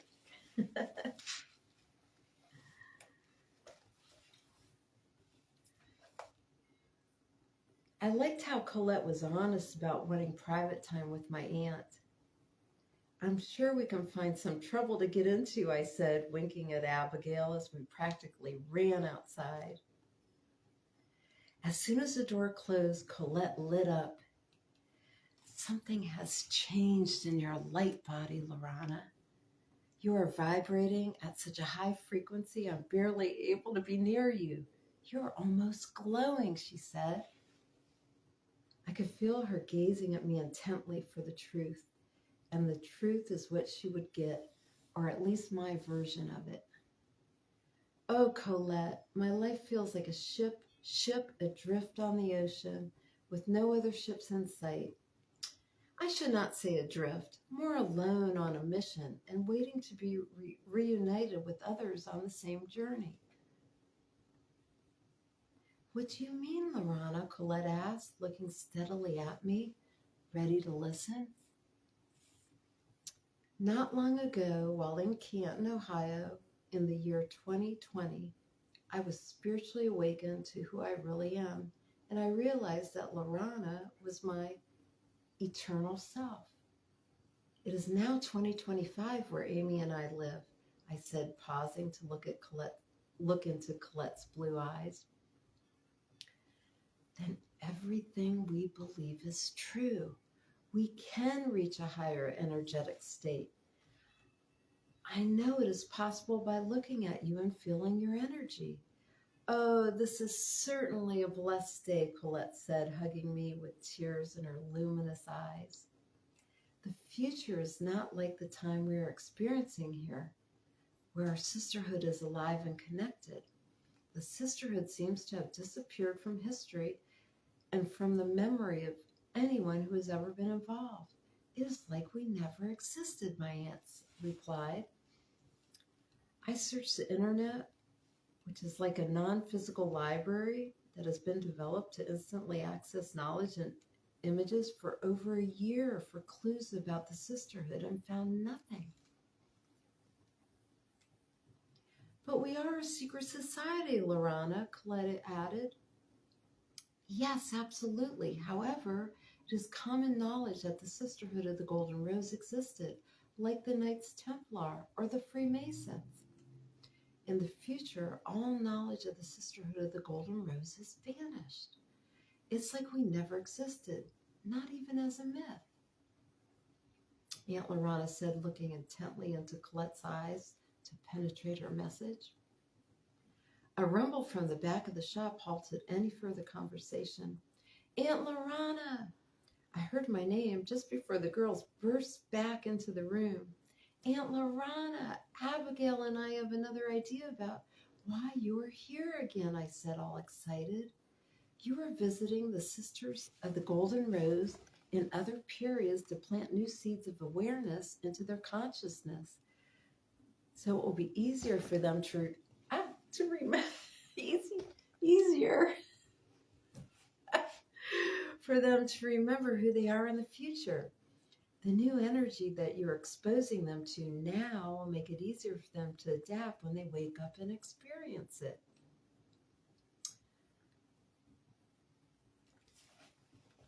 That just seems crooked.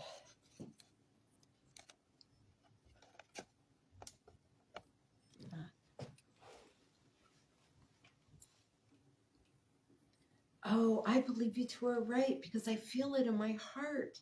This has been the missing piece for me, Aunt Larana said, giving us each a warm hug.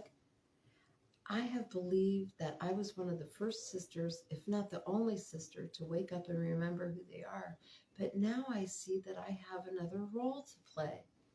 I'm planting seeds here that will eventually bloom again in our sisters' hearts when the time is right.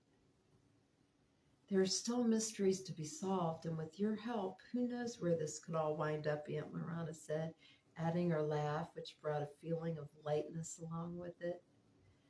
Well, we will have to let any more mysteries wait if you two want to have your hair coiffed, Colette said, jumping into action. Ginny, Sonia, come quick, she said, clapping her hands to start the momentum they would need. Let's get Mademoiselles Larana and Ami ready for the ball. When we walked out of Colette's salon and got back into our carriage, I felt like my aunt and I were actresses dressed to play a part. First of all, our hair was stacked at least a foot high. Aunt Larana's updo was entwined with rare orchids, while mine was adorned with wildflowers and baby's breath. There seemed to be some little twigs and branches scattered around in there, too. I realized that our heads were pieces of art. I was wondering why anyone would go through all of this when Aunt Larana must have picked up on my thoughts, because she answered my question as if I had asked it. There was much less to fill the days of the more privileged classes in these times on me, so fashion and beauty filled a void. Those of us with a more advanced consciousness played along or not, depending on the situation. Our next stop was in front of a quaint-looking bistro, and a moment later, Philippe opened the door and handed us out of the carriage. While Aunt Larana and I entered the establishment, I tried to hide my astonishment when she was greeted by name. Mademoiselle Larana, how nice to see you. We have your table ready, and Chef Nina has prepared one of your favorite desserts this evening, the elegant older gentleman said, beaming a big smile onto us. How you spoil me, and I love it, my aunt gushed in delight. Andre, may I present my niece, Ami Hill. Enchanté, Ami, Andre said, while bowing slightly and kissing my hand. Enchanté, Andre, I replied automatically, surprising myself. Shall we? Andre said as he linked one of his arms into each of ours and escorted us into the dining area. Our table was set in a little alcove, and I noticed there were heavy, dark red velvet drapes hanging on each side as we entered. Andre pulled. As he backed out of our space, he grabbed a heavy drape in each hand and began to pull them shut. Leave them open for a while, s'il vous plaît, Aunt Larana said softly. As you wish, Larana, Andre replied, and slightly bowed as he exited our private dining room. Merci, my aunt said sweetly, giving him her special smile. I've never seen drapes hung like this in a restaurant before, I said after Andrew. Come on, there. I've never seen drapes hung like this in a restaurant before, I said after Andre departed. In this period, they are often used for privacy and warmth while dining. Andre reappeared a few minutes later with a bottle of chilled champagne and effortlessly slid the cork from the bottle. I noticed that he held the cork and twisted the bottle, the opposite of the cork popping I had seen on social media. There was a loud sound and Andre's hand and Andre's hand, which was still holding the cork, flew up towards the ceiling with the release of pressure. He then took 2 champagne flutes off the sideboard near the table and automatically poured each a glass of bubbly.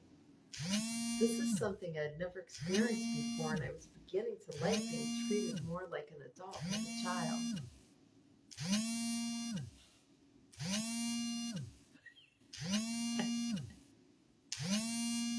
I noticed my champagne flute was filled less than my aunt's, yet I still felt grown up for only being 16.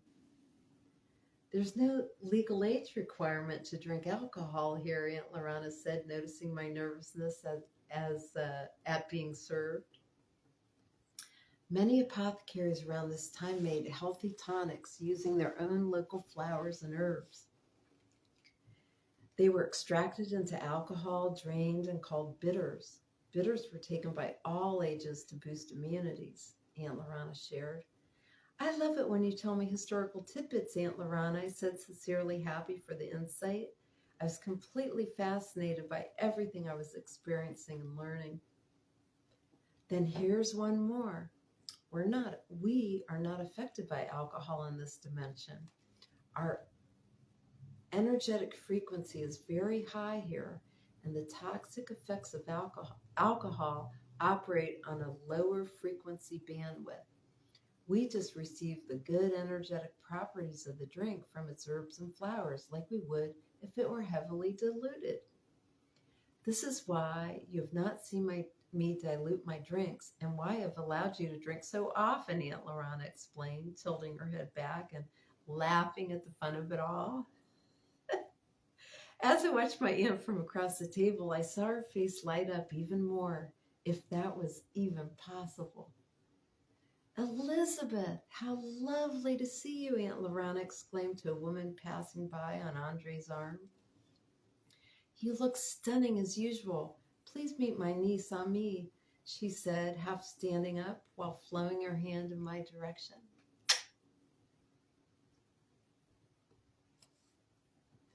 Ami, this is Elizabeth Lebrun. I recognize the name. Elizabeth Lebrun, the artist? I asked enthusiastically. Well, I have never had this kind of reception before. Someone recognizing my name as a painter, Elizabeth said, beaming a shy smile my way.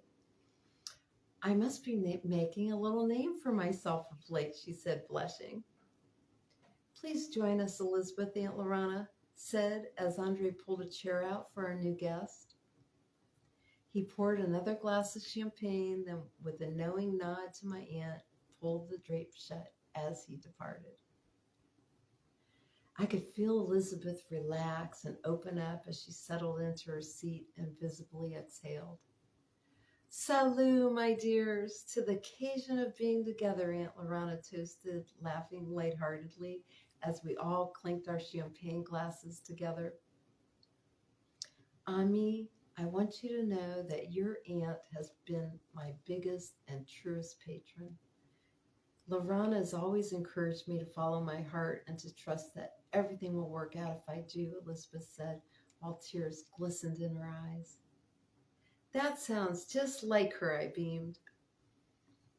I think you should keep following your dream too, I said, smiling broadly, recalling my history of art classes.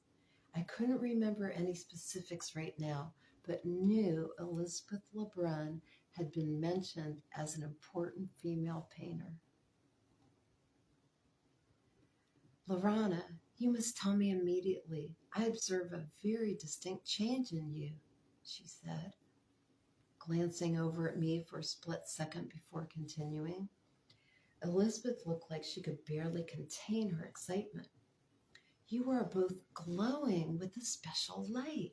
I can feel the energy you are emitting, and I see particles of light scattered all around you and your niece. And you are only child, by the way, Larana. So what's going on? Elizabeth asked, looking intensely back and forth between our faces as she waited for a response. I looked at Aunt Larana, wondering how she was going to handle this. As my aunt looked up and into my eyes, I felt the energy of our hearts collide, and in that instant, I knew she would keep our secret. Oh, Elizabeth, you have the true soul of an artist and an impeccable memory, she said, going on to explain. I have known Ami's mother since childhood, so she has always called me Aunt Larana. We are also extremely happy and all dressed up today because we will be attending the ambassador's ball tonight, she said in her soft, musical voice. Well, perhaps I'm being too dramatic. You know how I get overwhelmed by colors, light, and energy, Elizabeth said, having accepted my aunt's explanation. Just then, the curtains opened and Andre magically appeared with a plate of freshly baked petit croissants. Then he disappeared just as quickly. My appetite soared as I watched butter ooze out of them and onto the platter. I must paint you both. I am thoroughly inspired, and I've just the scene in my mind's eye. Allow me to make a quick sketch, Elizabeth said, reaching for her bag and pulling out a tablet and pencil. That will be perfect since Ami and I are leaving very early tomorrow, Aunt Larana said, glancing over at me with a smile. Elizabeth began to sketch rapidly, creating a draft of two women in flowing gowns sitting on a stone bench surrounded by fruit, flowers, and herbs. I've been thinking of this idea for a few months now. It's based in more ancient times, and you two are my perfect models. I'm going to name it Peace Bringing Back Abundance, after you, Larana, since you exude such peace and always seem to bring about abundance. Speaking of abundance, Elizabeth, I know this is short notice, but I would love for you to consider moving into my apartment since I will not be using them for a very long time. Everything will be taken care of. There are even accounts set up at nearby shops for you to use. And I want you to keep all of them busy for me while I'm away, too, my aunt smiled. Andre returned, bringing a small cart laden with asparagus smothered in cream sauce and an exquisite pasta dish mixed with sautéed mushrooms and fresh spring greens. Everything looked so fresh and healthy. He served us each a small portion of each dish, then departed, leaving the platters on the table. I took a bite of the pasta and was surprised at how much I liked the unusual flavor. Something tastes like Graham's Christmas cookies, I said, trying to pinpoint the ingredient. It's the fennel. It has a similar flavor to anise, which is the spice that Graham used in those special holiday pizzelle cookies. Remember how she would roll them into little balls and flatten them in the pizzelle iron? There is one catch, Aunt Larana continued, turning her attention back to Elizabeth. I would like you to water the plants while you're living in my apartments. You know how I love them, she beamed, thinking of her plants. I started to feel the same energy that I felt when I sat in Aunt Larana's sun porch with all those plants in the room. And I want you to dive fully into your art. No more painting reproductions and selling them in the square. You are a serious artist now, Elizabeth, Aunt Larana said with such confidence you could not help but believe it were true. You could not help but believe it to be true. If Elizabeth's heart, I felt Elizabeth's heart energy expand with love before she spoke. Larana, I don't know what to say. Your generous gift has come at the most auspicious time and has taken me completely by surprise. I love the timing of it for you, and I'm very genuine in my offer. You will have no financial obligations or worries while you develop this part of yourself. I will arrange everything with my attorney tonight at the ball. But where will you go, and when will you return? Elizabeth practically wailed, looking like she was on the verge of tears. I cannot say for sure when I will return, Elizabeth, but when I do, it will feel just like tonight. Like no time has passed between us, Aunt Larana practically whispered while smiling into Elizabeth's worried eyes. As I took a small sip of my champagne, I could feel the love pouring out of their hearts into each other. Here's to the sketch, Aunt Larana cheered and raised her glass, smiling brightly and shifting whatever melancholy that lingered in the room. Shifting whatever melancholy that lingered into joy. Elizabeth and I joined her and clinked our raised glasses together as we all laughed and started to enjoy our meal. The rest of our time at the bistro flew by with small dishes of food arriving spontaneously. I decided I rather liked this form of dining. Aunt Larana said the lemon tart that was served for dessert was the best in the world. It was light, buttery, and oozing thick house-made lemon curd. Black dark roast coffee was served along with it. When Elizabeth excused herself to use the sade ban, I took the opportunity to tell my aunt what I knew. Aunt Larana, if I remember my history of art correctly, Elizabeth Lebrun became a famous portrait painter. She's not mentioned anything to us about painting portraits, though. Amy, you are brilliant. What a good observation, my aunt said. I feel we should invite Elizabeth to go to the ball with us tonight, too, I added. When she returned, my aunt seized the moment. Elizabeth, Ami and I insist that you join us tonight at the ambassador's ball. We will not take no for an answer, she said in her pleasant yet insistent manner. We will stop at my friend Rose's boutique, which is just around the corner, so you can choose a ball gown. I know she'll have something already made that will fit you. And so it was decided. Larana, it's like a dream coming true. Again, I don't know what to say. Everything keeps getting better and better, Elizabeth said, beaming. After dessert, we sauntered out into the early evening, feeling relaxed and alive. Philippe was right outside waiting to escort us, and we traveled off into the dusk as our living theater continued to unravel. After a quick stop for Elizabeth's gown, we headed to the ball. I could feel my internal energy heighten when our carriage stopped before an elaborate wrought iron gate.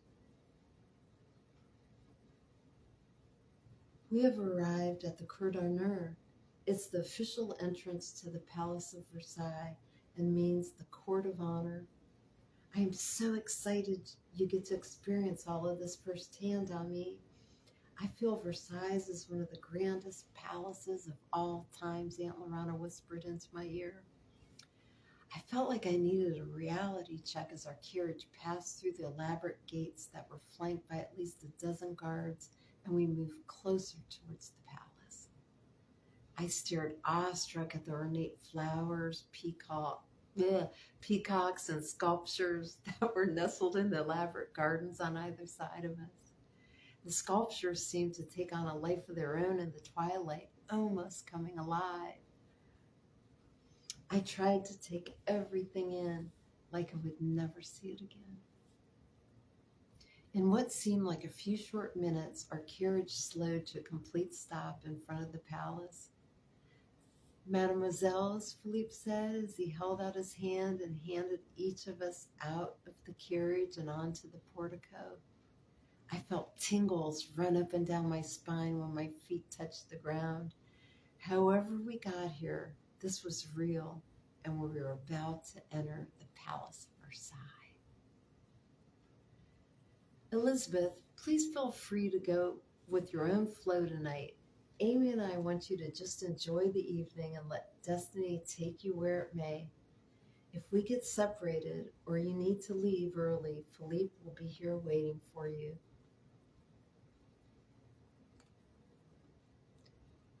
Larana, Elizabeth said, looking like a deer in the headlights for a moment. This feels so final.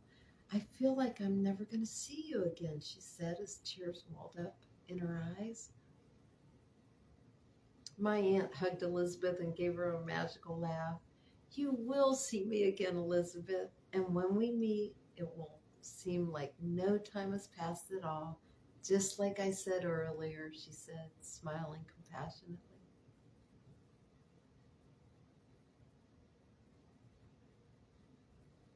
I knew I was in a palace from the minute we entered the enormous foyer. Tall candelabras were scattered around the room, and paintings with ornate gold frames hung on the walls. The color gold was everywhere. I looked up and noticed that even the ceiling was covered in gold. It is the present custom for the hosts to greet their guests in the foyer before we enter the ballroom, Aunt Larana said as we walked deeper into the room. I forgot how formal everything is here, but I like it now and again, my aunt whispered to me as we approached the receiving line. My niece, Ami Hill, and friend Elizabeth Lebrun, Marquis, I heard Aunt Larana say softly to the man standing just ahead of us, next to the receiving line. Perhaps it was being in the Palace of Versailles or about to meet royalty, but I suddenly felt excited and very nervous at the same time.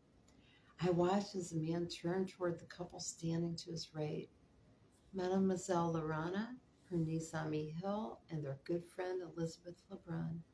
Mademoiselles, King Louis XIV and his wife, Queen Marie Antoinette, welcome you to their home, he said, then turned around to receive the next guest. Please call me Marie, the young queen said, smiling into our eyes. I see you have been to La Grande Mogale.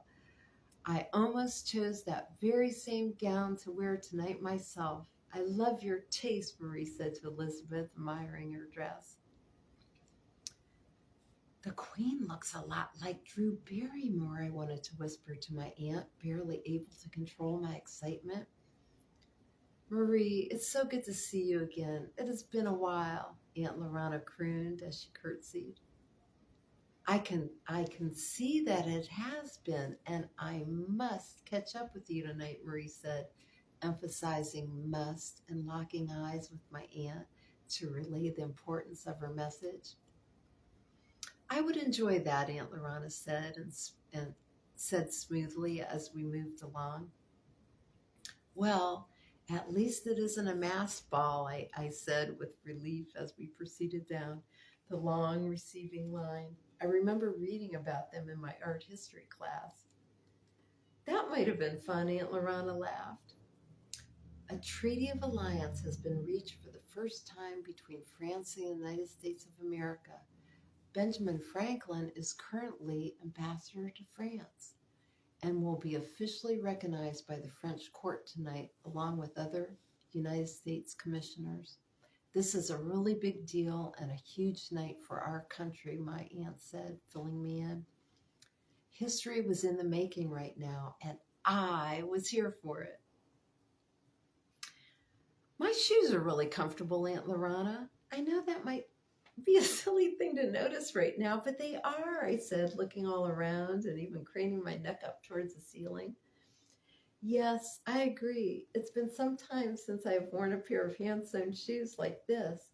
Shoes were all custom made to fit your feet perfectly in the old days of old, Aunt Larana informed me. That is one reason why they are so comfortable.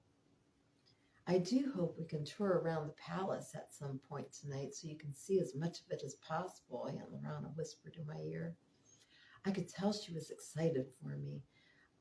I noticed other dignitary greeted her by name as we made our way through the receiving line. Plus, my aunt said, Marie will summon me sometime tonight to her private quarters, and I will bring you with me, of course, Aunt Larana promised. This was all feeling very strange. How did so many people seem to know Aunt Larana? You know Marie Antoinette, I stated more than asked as I looked at my aunt with questioning eyes. You would make a great detective on me, she's laughed good-naturedly. You don't miss a detail. Marie and I are both sisters of the Golden Rose, Aunt Larana said to my unasked question. I think you and Abigail were right. I am coming back here to plant seeds that will help our sisters remember who they are in the future. Marie's Golden Rose is very strong in the sisterhood. I can't wait until we find her again, Aunt Larana said dreamingly. This was all getting very confusing, yet it kept making more sense to me all the time. My Aunt Larana is part of an ancient sisterhood of the Golden Rose. We are in 1778 at the Palace of Versailles on a historic evening. And oh, my aunt is activating the sisterhood in our present time since they seem to have all lost their memories. Okay, I can handle this, I told myself. When the end of the reception line was reached, we automatically flowed into the ballroom. It was so breathtakingly magnificent. Looking at images and reading details in my history of art books was one thing, but to actually be here now was another. Just breathe on me. It's like we are in a waking dream in a way, yet it is far more real than the reality you are used to. Everything will be all right. Just enjoy yourself tonight, Aunt Larana said, instantly calming me when she put her arm around my shoulder. It's a rare gift to be here. If you feel overwhelmed, just keep opening up, she added, giving me a little hug. As we entered the ballroom, I watched my aunt sniffing the air as if it were a fine perfume. Elizabeth had already begun to explore on her own when she spied a small group of painters she knew huddled near a corner of the room. You're right, it feels like I'm in a dream, yet I feel more awake than normal. I'm really glad you're here with me, Aunt Larana. It makes me feel safe, I said, glancing around the ballroom.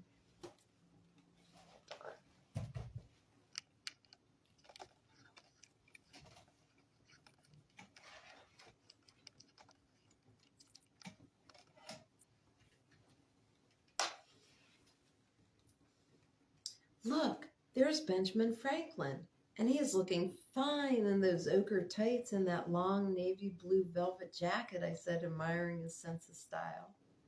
His hair is even longer than before, I added, glancing over at him one more time. Yes, this is exactly how I remember Benjamin, Aunt Larana smiled. We're here at a perfect time on me. The social time will last for an hour or so.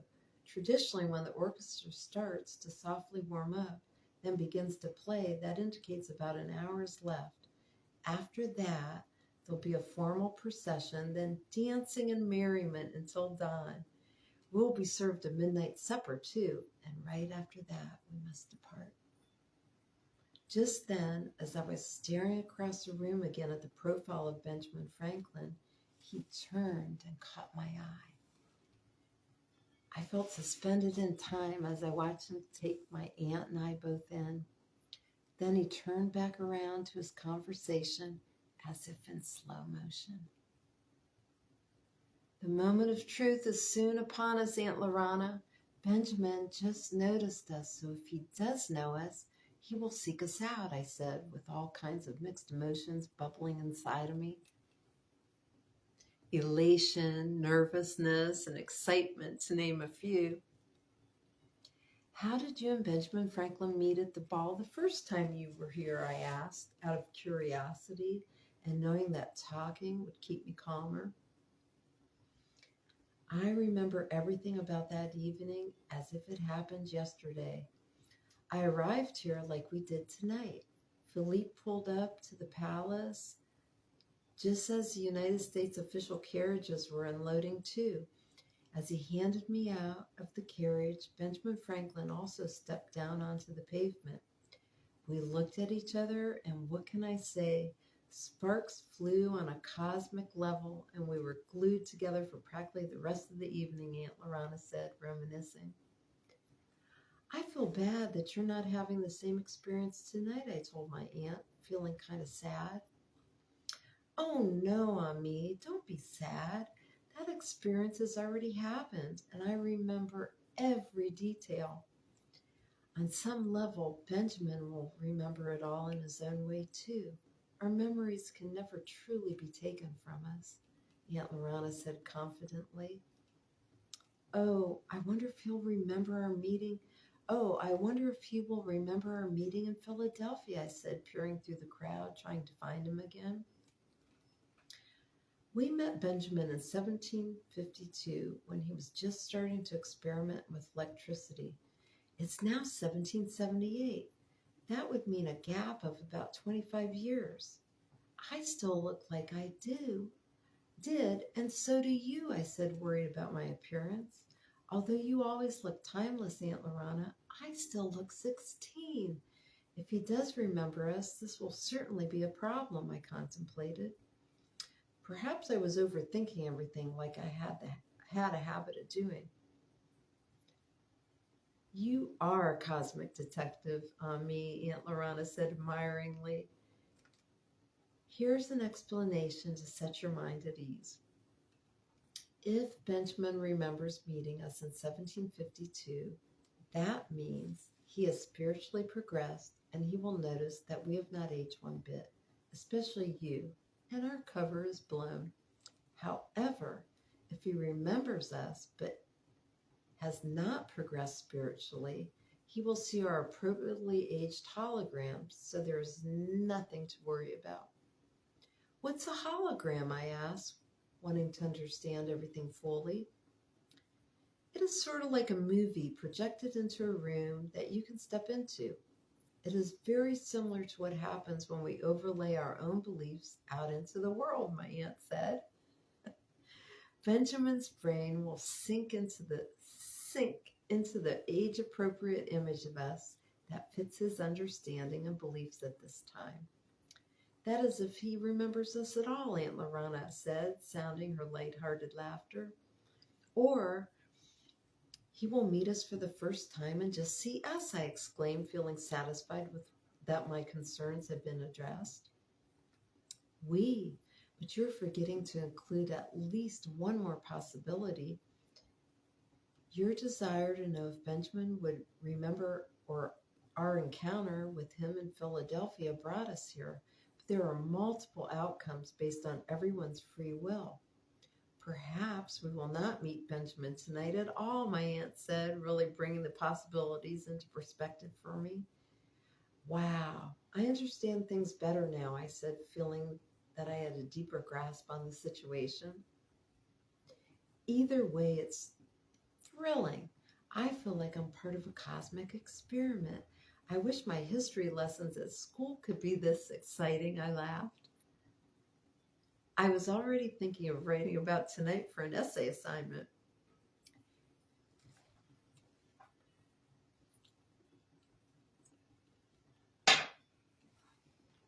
As I looked around the room, I noticed the evening gowns the women were wearing. They were breathtakingly beautiful forms of art, and the men looked beautiful too. They were dressed as stylish as the women. Somewhere in the distance, I started to hear the faint strands of tuning instruments. Champagne, mademoiselle? I turned around to see a gentleman holding a tray with long fluted glasses. My aunt was already holding hers. Oui, I said, and lifted a flute of bubbly off the tray. You are a natural at the French language, Ami, Aunt Larana beamed. I smiled at her compliment, took a sip of champagne, then looked up. There was an elaborate painting on the ceiling and more gold leaf. I had never seen such grandeur in my life.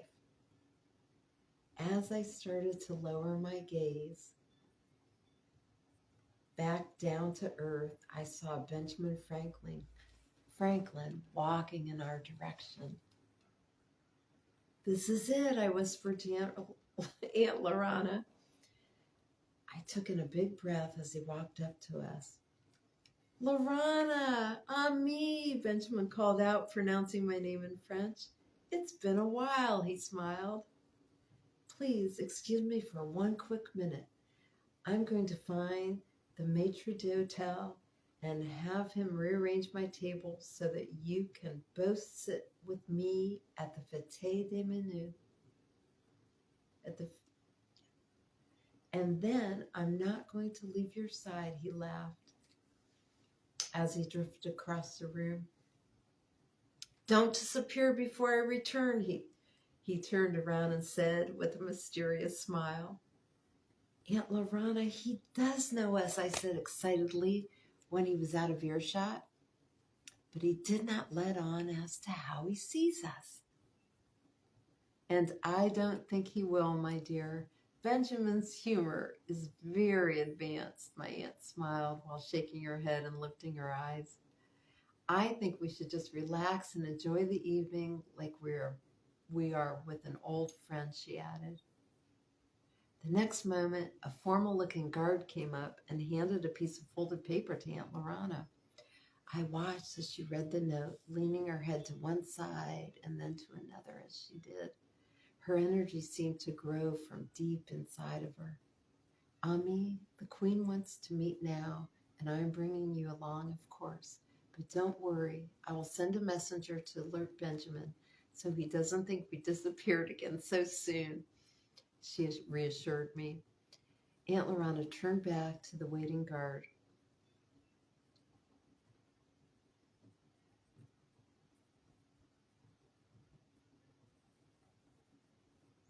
Oui, escortez-nous à Sa Majesté, s'il vous plaît. And we were off. A minute later, we were walking through an endless maze of corridors and staircases. There were so many tapestries and portraits to look at as we were led to Marie's private apartment. And so many that I could barely take it all in. After a while, we came to a pair of heavily guarded wooden doors, which we were able to sail through in the presence of our official escort. As we stepped into the ornate parlor, I saw Marie standing in silhouette, looking out a bank of windows. That will be fine, Jerome. I'm safe with my friends. Leave us in privacy, merci, she said in a hushed voice without turning around. The guard bowed, then stepped backward out the door, closing it upon his retreat. The core, Marie let out as it shut, and she turned around to face us. She broke into a big smile, which I thought made her look years younger, and showed us to a little sitting area by the windows that overlooked the gardens.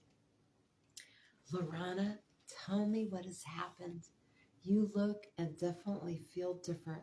I must be caught up, and we have very little time together before it will start to be missed, the Queen said, looking intently at my aunt. Oh, Marie, Ami and I are here from the year 2025. I have so much I want to tell you, but I will focus on what is most important to us right now. Yesterday, we were in 1752 and ran into Benjamin Franklin in Philadelphia. I did not know what year it was, so I thought he had already known me from tonight's ball. We came back here because of a deep desire Ami held in her heart to know if Benjamin would already know me tonight. But on to more imperative news. There is no common knowledge or written information about the Sisterhood of the Golden Rose in the future. Something had to have happened somewhere between now and 2025, but I don't know what. I seem to be the only sister that remembers who she is right now. Marie, you must start to plant clues about the sisterhood for the future, for you will be known throughout the ages, Aunt Larana said imploringly. I shuddered to myself, already knowing the fate of this famous queen. Experiencing her strong, centered, and loving energy made it hard for me to believe that what we were told in the history books was true. I can hardly believe this news, but believe it I will. I feel your energy tonight and feel the truth in your words, Marie said passionately. Aunt Larana, I almost shot up from my seat. I was so excited. I just remembered a picture of Marie Antoinette from my History of Art book, and she was holding a rose, I exclaimed. I remember feeling drawn to the image and took the time to look at the artist's name. That is why I know for sure that the artist was Elizabeth Lebrun. I heard two collective gasps. Oui, how ingenious, Ami. You have pointed us to the perfect clue and the perfect way to keep it safe, my aunt said, beaming at me with shiny eyes. Marie, Elizabeth Lebrun, as you know, is our guest tonight. You can request her as a royal portrait painter. I know her style will appeal to your taste and fit our plan, Aunt Larana said. Do you remember any more details about the painting, Ami? Marie asked, gazing at me with imploring eyes. I went back with my mind to the painting I'd seen in my History of Art book. I remember a thin, white, frilly dress, and you were wearing a big straw hat with a feather plume in it, I said after some reflection. That's all I can say about it at the moment. My phone would have come in handy right now. And the sleeves look funny, like they were tied in segments up the arm, I added as a visual afterthought. Marie stood up suddenly and left the room. Moments later, she returned carrying a dress in her arms. Ami, is this the dress? She whispered. The minute I looked at it, I knew that it was. I could only look into her eyes and nod as a big wave of energy rolled through me. Do you remember the year, Ami? The Queen asked, still staring into my eyes. I know it was the 1700s, but wait, it was 1783. I gasped at as the concrete memory solidified into my mind. Now I remember. Right after class, I went to the cafeteria to get a snack. I paid with a 20, and my change was $17.83, which I thought was funny at the time because it was the year the picture I had just been staring at was painted. I was beginning to see how seemingly unimportant events can fit together at another time, and that we are alerted at the time through odd serendipities so we can remember them later. Marie pressed on. And the rose, my sweet, what was its color? The depth of her energy seemed to penetrate into my soul. It was a light pink color, I said, seeing the painting more clearly in my mind now. I saw my Aunt and Marie quickly look at each other when the color was mentioned. A natural rose would of course be the most appropriate, Marie said, as my aunt nodded her agreement. Marie, no matter what happens, that painting will survive into our time, Aunt Larana declared with certainty. I watched as Marie absorbed the truthful potency of my aunt's statement.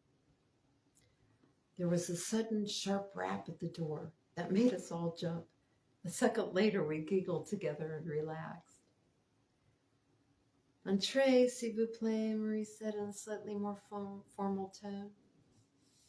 Your Majesty, your presence is being requested, a guard announced, and quietly shut the door. We rose, knowing our time had come to an end, and we needed to depart. I watched as Marie Antoinette embraced my aunt. Larana, my sister, our paths will reunite again, and everything that we always believed will come to pass, she whispered into her ear. Luckily, my superpower, exceptional hearing, allowed me to catch all of it. This gift has been my little secret. This gift has been a little secret I have kept to myself since it comes in handy sometimes. Marie turned to me and opened her arms wide. I folded into them. And you, my dear Ami, have been a true delight. I will carry you in my heart from now on, she said, with tears shining in her eyes. I stayed in her arms a little longer than I normally would, blown away by everything I was experiencing and feeling this may be the first and last time I would ever get to hug her. I will never forget you, my queen, I said softly before letting go of our embrace. Tears were in my own eyes now, too.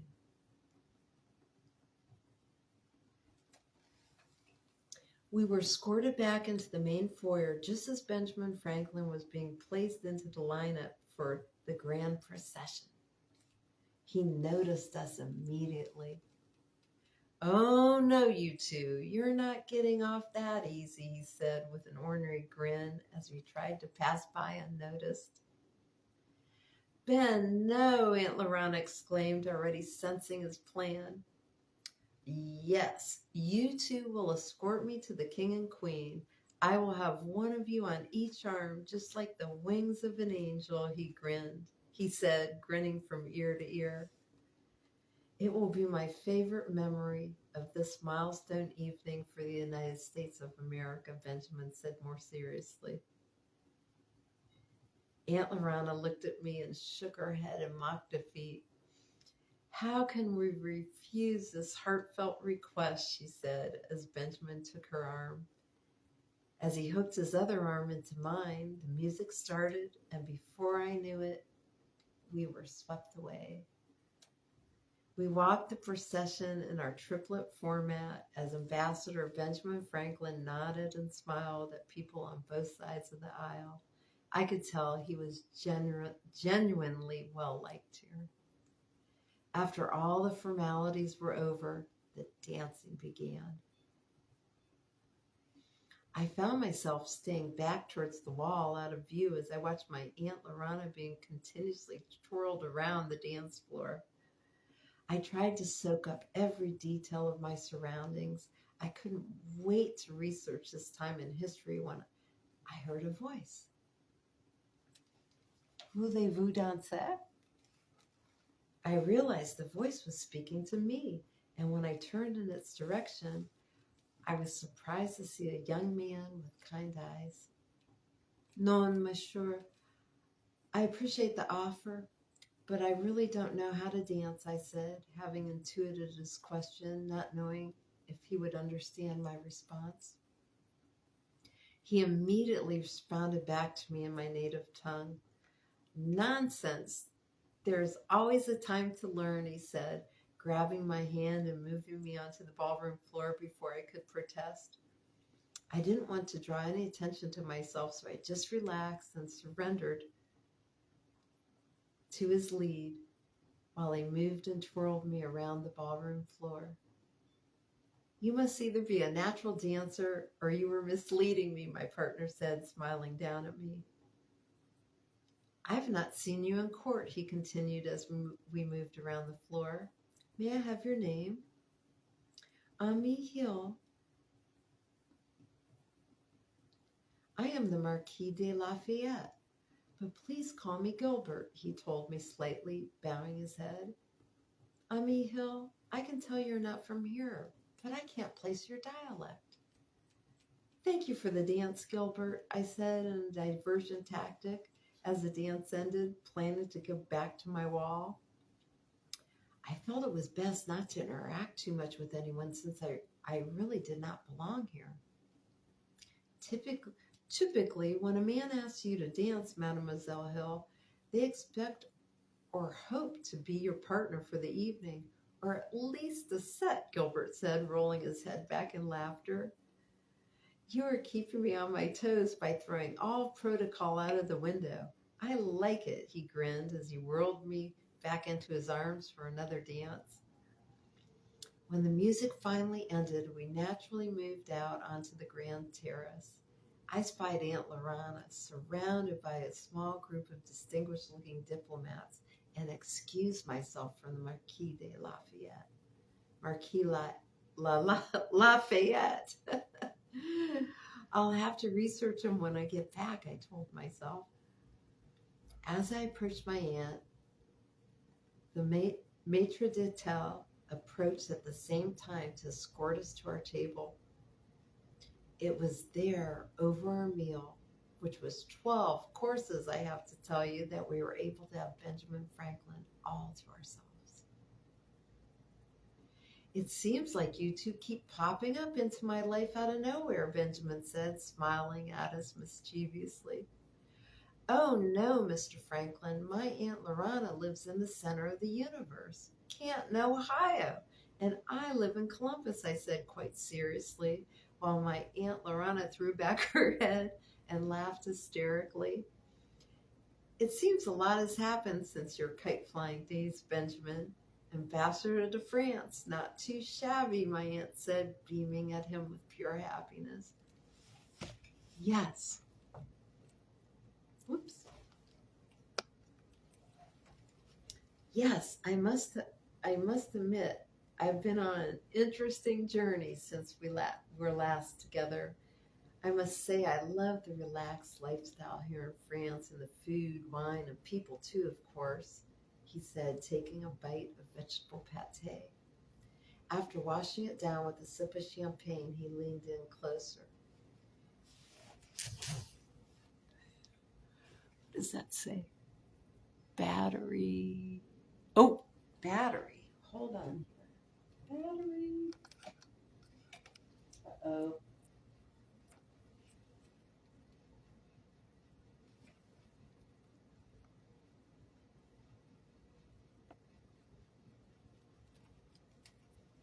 I think we're plugged in, but we'll see.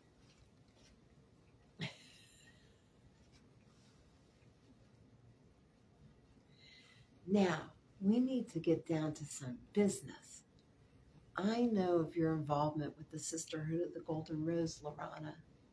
What I can't figure out is why you two are here when you should be back in the future from whatever time you have come from, Benjamin said, smiling sweetly, like he had commented about the weather. I could feel my eyes get huge. While I appeared to be concentrating on swirling my champagne around inside of my flute, I stole a look at my aunt. What was Aunt Larana going to do to get us out of this one, I wondered. And then she surprised me. Ben, I can't figure it out either. Let me tell you what I know, she said softly. I watched in awe as my Aunt Larana and Benjamin Franklin discussed the Sisterhood of the Golden Rose current situation. The Sisterhood has a strong yet secret presence here today in France, Benjamin said quietly, so only our ears could hear. I believe that something must have happened to the Sisterhood between now and where we live in 2025. I just can't fathom what, my aunt sighed. I took the opportunity to join in. But what we do know is as Aunt Larana meets her sisters here, she is sharing her story and asking them to leave clues about the Sisterhood that can help them reawaken in the future like she did, I added. Your aunt is one of the most fascinating women I have ever met, Benjamin said, smiling at her with a big grin. I was beginning to think the same thing. A flurry of attendants arrived to clear the pate course and brought out a platter of small roasted carrots drizzled with honey and rosemary and topped with what looked like feta cheese. How long do we all have together this time, Larana? Benjamin asked. Only tonight. We need to leave after this meal is concluded, Aunt Larana replied, tasting the delicious-looking carrot dish. I began to notice that all of our dishes had been vegetarian and wondered if Benjamin had anything to do with it or if Aunt Larana's eating habits were common knowledge here at the palace. How very sad. At least many courses will be served, and these midnight meals can go on till dawn, he replied, upbeat, making the best of the less than hopeful news. As we dined, Benjamin talked about some of his new inventions and where he thought the United States was headed. I listened with rapt attention, knowing I was privy to a piece of prehistory.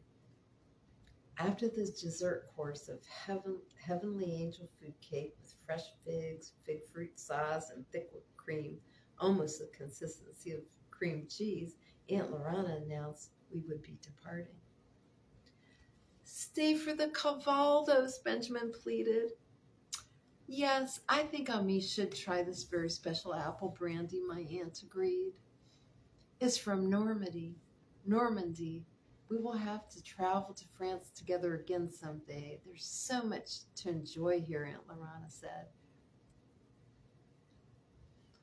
Our dessert plates were removed, the table brushed clean of crumbs, and small glasses were placed before us. Minutes later, the cavaldos was poured. Let's have a toast, Benjamin said. We raised our glasses spontaneously. To us, to meeting again and again. And to your travels, he said, raising his eyebrows and giving us a knowing smile as we clinked our glasses together. I wish I had more words that could translate feelings that describe the evening, but let me just say it was truly magical.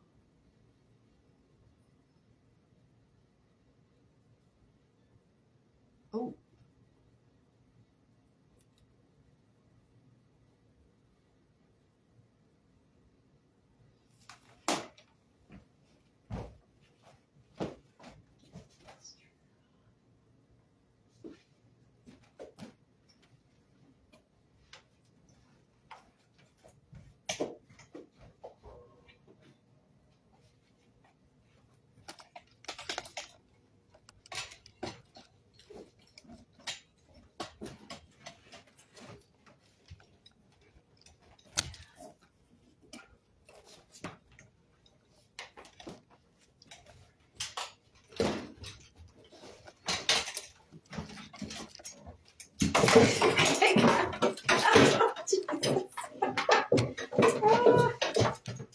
Wait.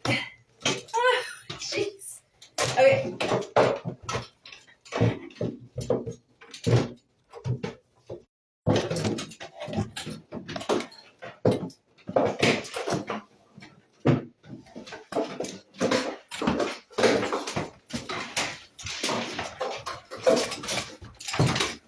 Okay.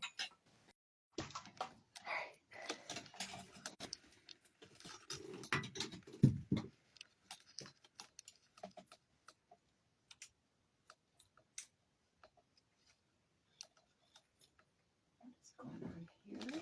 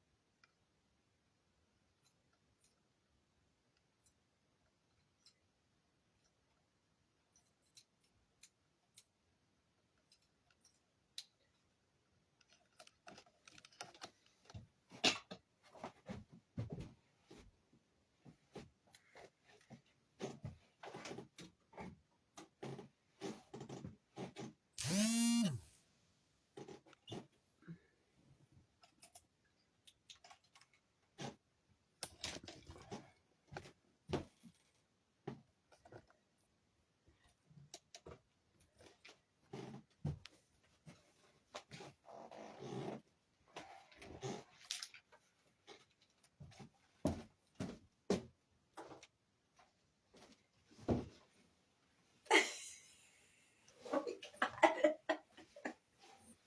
Okay. That night, after we were safely back in our beds, I wondered what could have possibly happened to the Sisterhood of the Golden Rose? I wondered about it deep in my heart until I was swept away by sleep.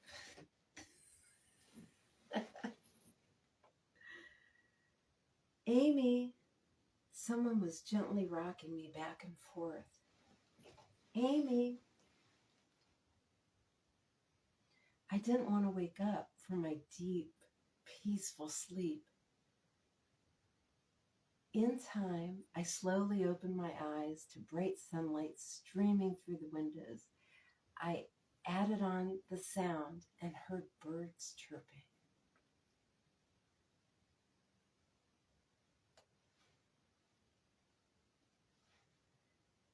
Thank goodness for the 3-day weekend, I thought as I swam up to the surface of consciousness and focused my gaze. Aunt Larana was sitting beside me on the bed, holding onto my shoulder. Amy?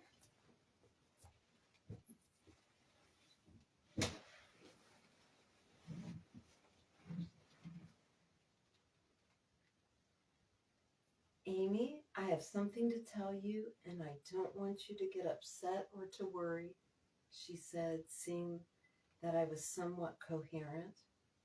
She definitely got my attention. I felt my adrenaline kick in, and I found myself fully alert and staring at my aunt with wide open eyes.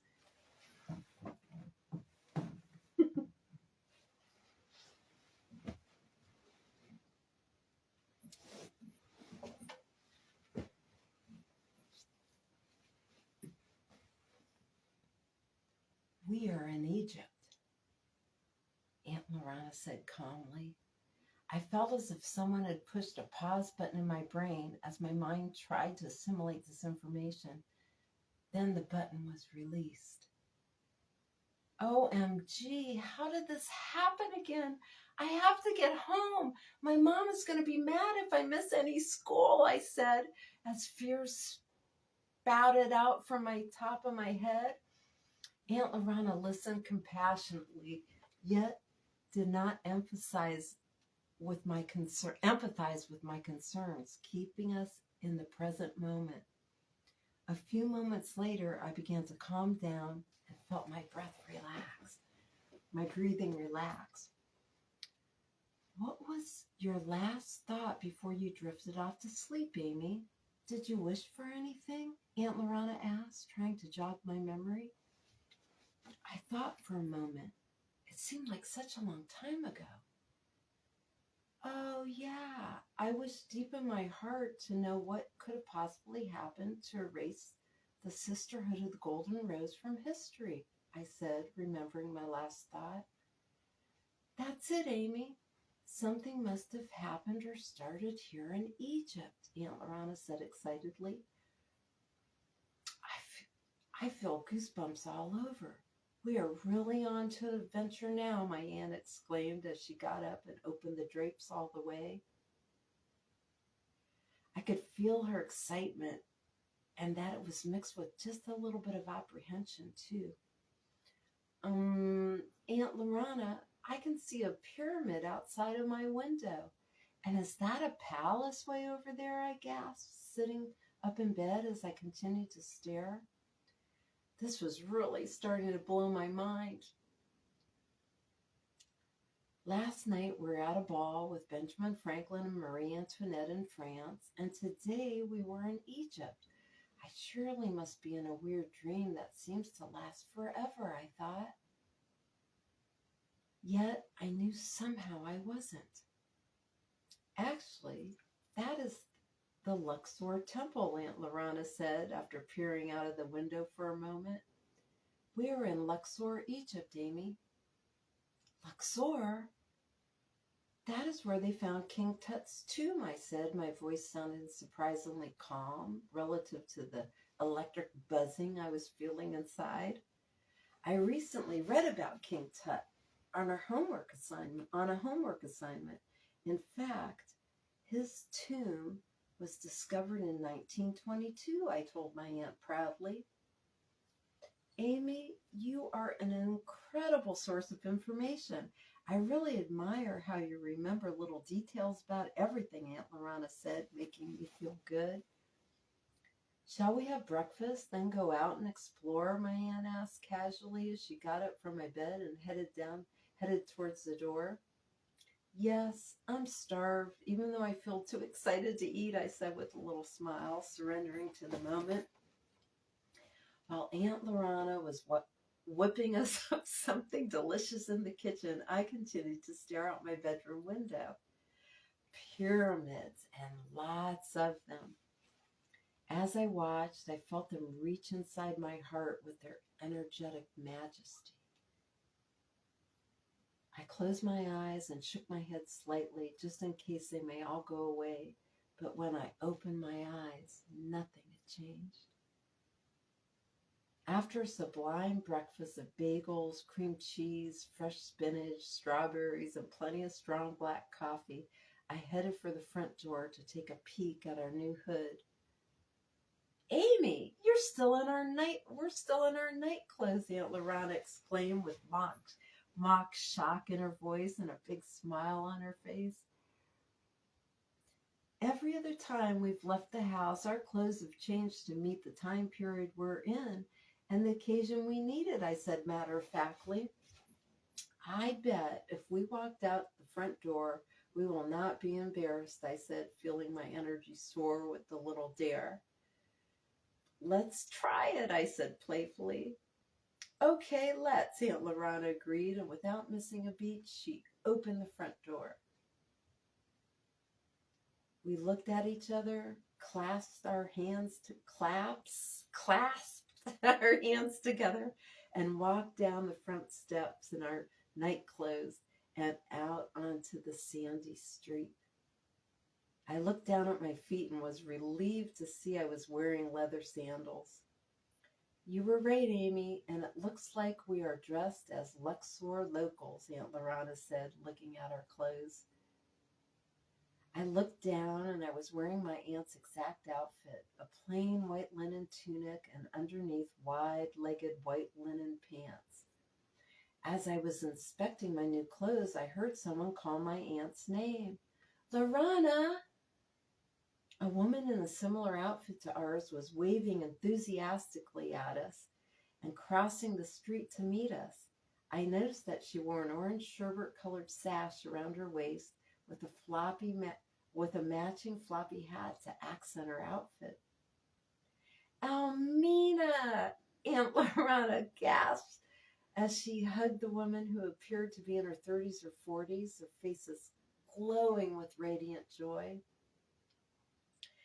We didn't think you were going to be able to make it. We never received a response from you, Almina said, happily surprised. I could tell she was genuinely thrilled to see my aunt. And who is this dear one? She asked, raising her eyebrows and smiling at me inquisitively. My aunt made the introductions.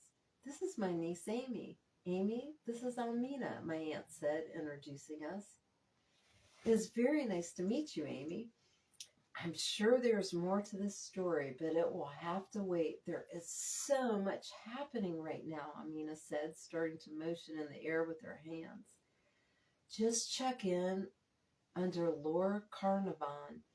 George and Howard are hosting a very private reveal party for their King Tutankhamun discovery tonight. Howard booked the entire hotel to accommodate the expedition's guests from around the world, she added. Everything is worked out. It's the perfect cover for the sisterhood to gather with all this excitement going on, Almina whispered with a wink.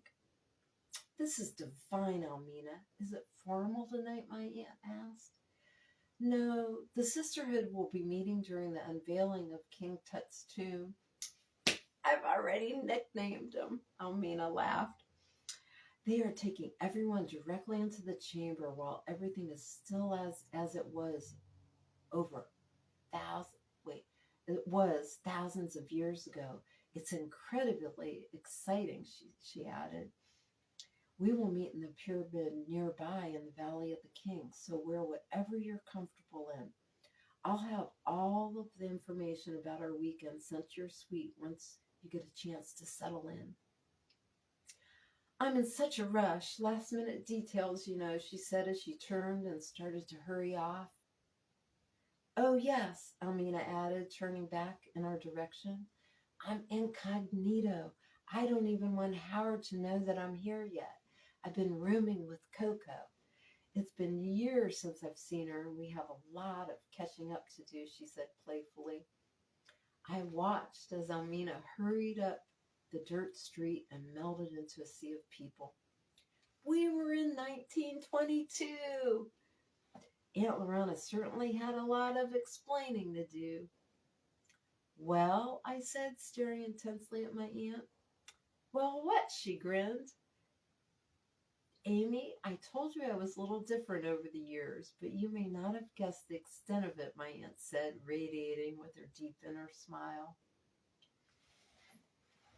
After I remembered I was Larana, all of my lifetimes merged into one because I had awoken to who I have always been. It was an amazing experience. It's hard to really explain it in words. Almina knows me as Larana because that is who I always was, my aunt explained, making it sound so simple. Does that make sense to you? She asked. I was waiting for her magical laugh, and it came without disappointment. Yes, in a completely strange way it does, I replied. I mean, I have to believe. Look at everything we're experiencing, I said, sweeping my arm out and around for emphasis. Oh no, I suddenly cried. Almina didn't tell us the name of the hotel, Aunt Larana. What are we going to do? Don't fret, Amy. This is Luxor, and there is only one hotel that we could be in. The Winter Palace. It's like a second home for Almina's husband, Lord Carnarvon, or Howie, as I affectionately call him. I've stayed there many times before, too, my aunt said, winking at me. With that information to process, I confidently followed her down the dusty road toward the Winter Palace. As we made our way to the hotel, Aunt Larana briefed me about our upcoming evening. The sisterhood will meet tonight in one of the other pyramids. There will likely be a procession from the hotel to the tomb of King Tut, and we will walk along with them and then slip off at some point to our own area. This will all occur very nonchalantly. If anyone even notices us leave the group, they will think we have left to relieve ourselves and give us privacy, she told me. Everything the sisterhood does is very low-key. There is the legend of us, of course, but we have always been a secret female society. Many of the families involved have known each other throughout history, yet there are ways we can recognize one another even if we are meeting for the first time.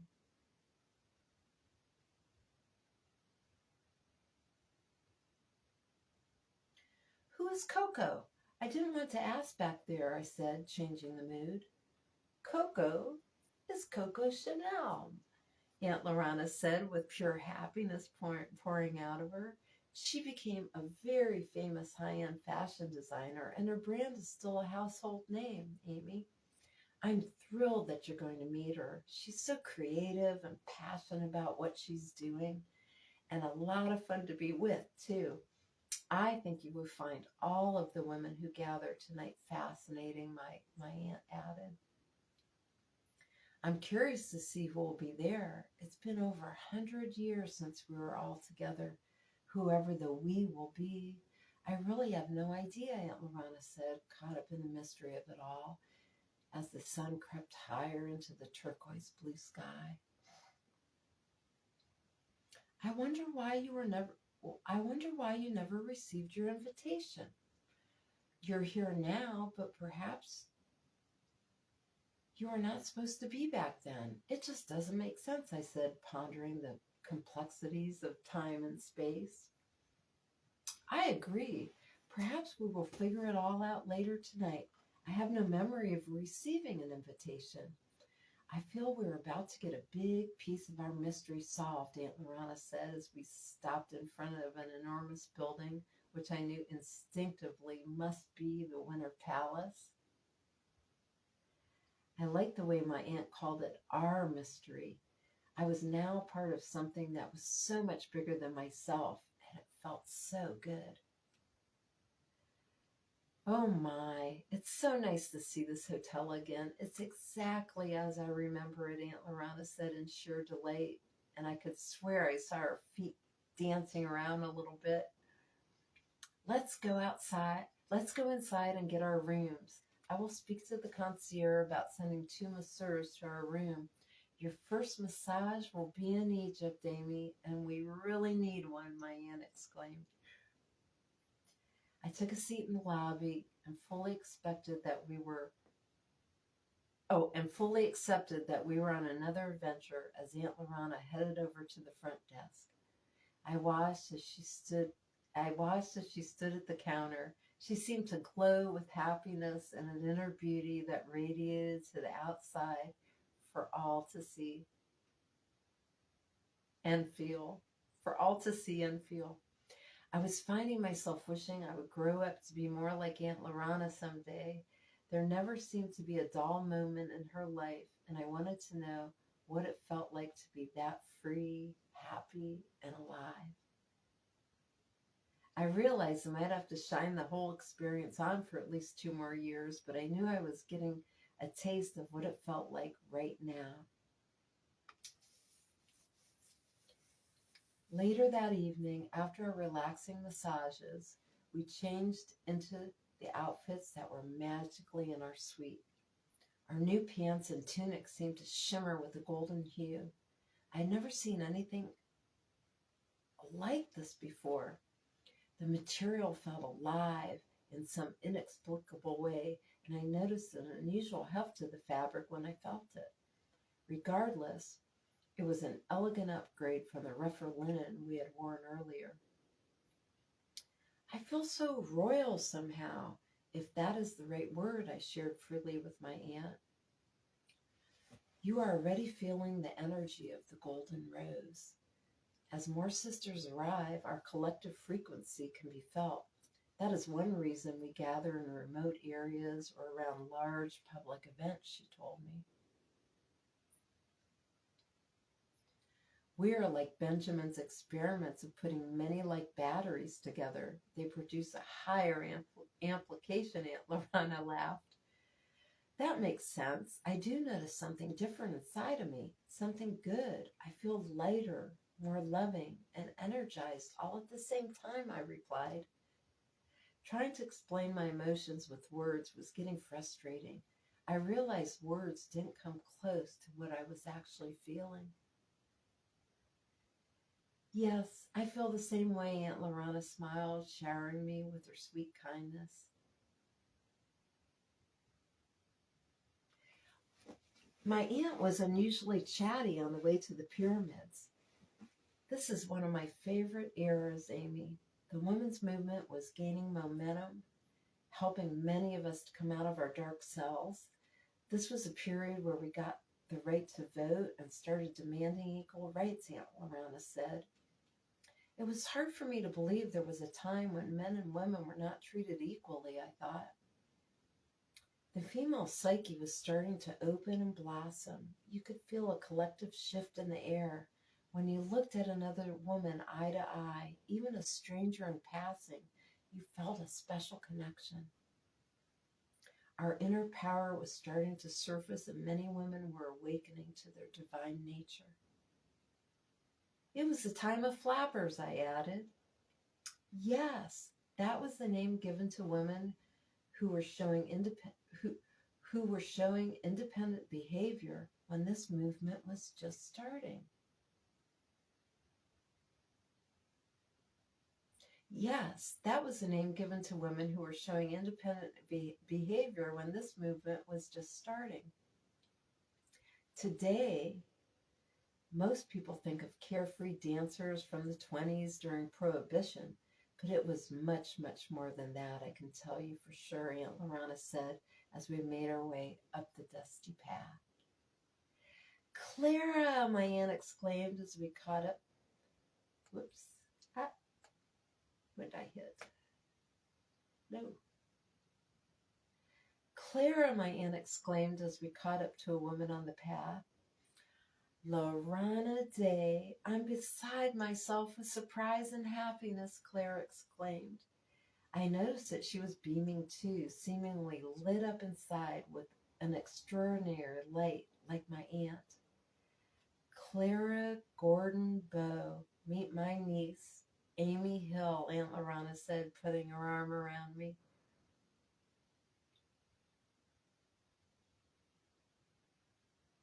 The walk had been going gradually uphill, and I was starting to feel hungry again.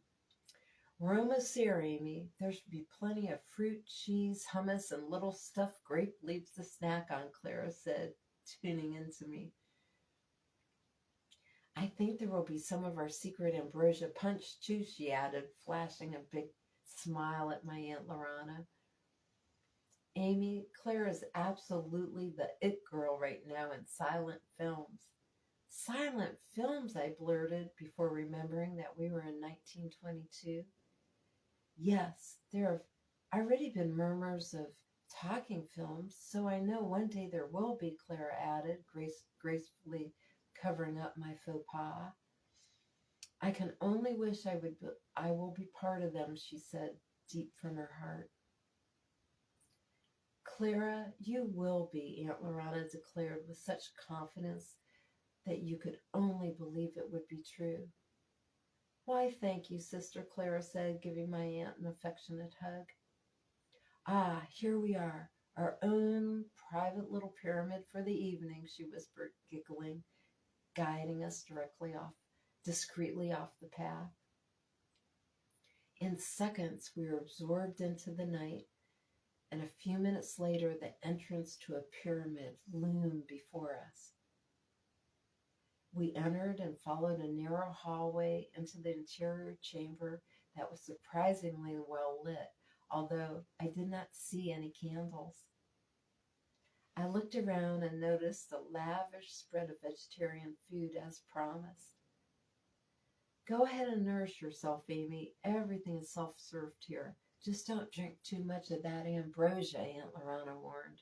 I don't need any more trouble than what I'm already going to be in with Diane, she winked. Okay, I'll just try a small amount. My mom won't have to worry, I said, and practically ran over to the buffet. I was no sooner sticking a piece of cheese into my mouth when I heard my name. Almina was smiling at me as she heaped fruit onto her plate. I'm so glad you and Larana could be here. This is such an important gathering. Only the most advanced sisters were contacted. It feels right that you should be here too, Amy. I just wanted you to know that, Almina said kindly. I do feel welcome, Almina. Thank you so much for inviting me along and including me, I said. I could sense her deep energy. I started to feel awkward because I didn't know what else to say, and I wasn't used to having many conversations with adults by myself yet. Of course, my dear, I feel you and Larana are going to steal the show, as they say in the land of cabaret. Yet I'm not quite sure how, she said. I just laughed, smiled, and strolled back to my aunt. I seemed to be picking up on some of her diversion tactics. OMG, it's Jennifer Aniston, I cried out as the most beautiful blonde-haired woman I'd ever seen in my life entered the chamber. That's Coco Chanel, Aunt Larana said, giving me a little hug. I knew you would like her. My eyes widened and my heart stopped in my chest as she started walking over to us. I felt like I was about to meet one of my favorite movie stars. Coco, my aunt exclaimed, embracing her. I watched as they swayed back and forth, giggling the whole time. I could feel their hearts connecting in that long moment. When they finally released each other, my aunt said, Coco, meet my niece, Ami. Enchantée, Ami, she said softly. I noticed all the women. I noticed all of the women we had met here spoke softly, and although they spoke English, they all had a rather unusual dialect. I'd have to remember to ask my aunt about that later. Enchantée, Coco, I replied quite naturally. We all laughed, throwing back our heads in pure joy. I'm glad we were able to be upbeat for this gathering tonight, Coco whispered, getting a bit more serious. It's only by coincidence that Ami and I are here today, Coco, and we know there's no such thing as coincidences, Aunt Larana said, looking deep into Coco's eyes, searching for more information. Not to worry, Larana. I'm sure everything is tutti post, as it was always meant to be. Eleanor will be here shortly to address the assembly, she said, while giving us quick kisses on both sides of our cheeks before drifting off to greet others. I watched her stop and turn back around almost in slow motion, looking beautiful in her long black dress with a plunging neckline. There will be 2 chemise dresses delivered to your suite for the gala tomorrow night. They are one of my newest creations, she beamed. I will include a pair of scissors just in case you need to shorten your dress a bit, Ami. The material is jersey, so you can just cut away without needing to finish the edges, she trilled, smiling and making little scissor cuts with her fingers. My God! Before turning back around and melting into the room. It sounds like some sort of slip, Aunt Larana. I was not feeling extremely excited about the whole dress thing. It is her breakout dress, the one that launches her career and was worn by about every serious flapper at the time. It is another layer to how we will identify each other tomorrow night, too. Everyone in the sisterhood will be wearing a Coco Chanel. I'm really enjoying this trip, honey. Thank you so much for bringing us here, Aunt Larana said, hugging me. Who is Eleanor? It must be Eleanor Roosevelt, Aunt Larana said casually. You mean the First Lady, Eleanor Roosevelt, I gasped. Yes, one and the same. But that didn't happen until 1933, so don't say anything, my aunt said, winking at me. Eleanor is married to Franklin Delano Roosevelt now, though. Their wedding was in New York on St. Patrick's Day in 1905, my aunt stated. And how do you know that? I asked, surprised that she had memorized the date.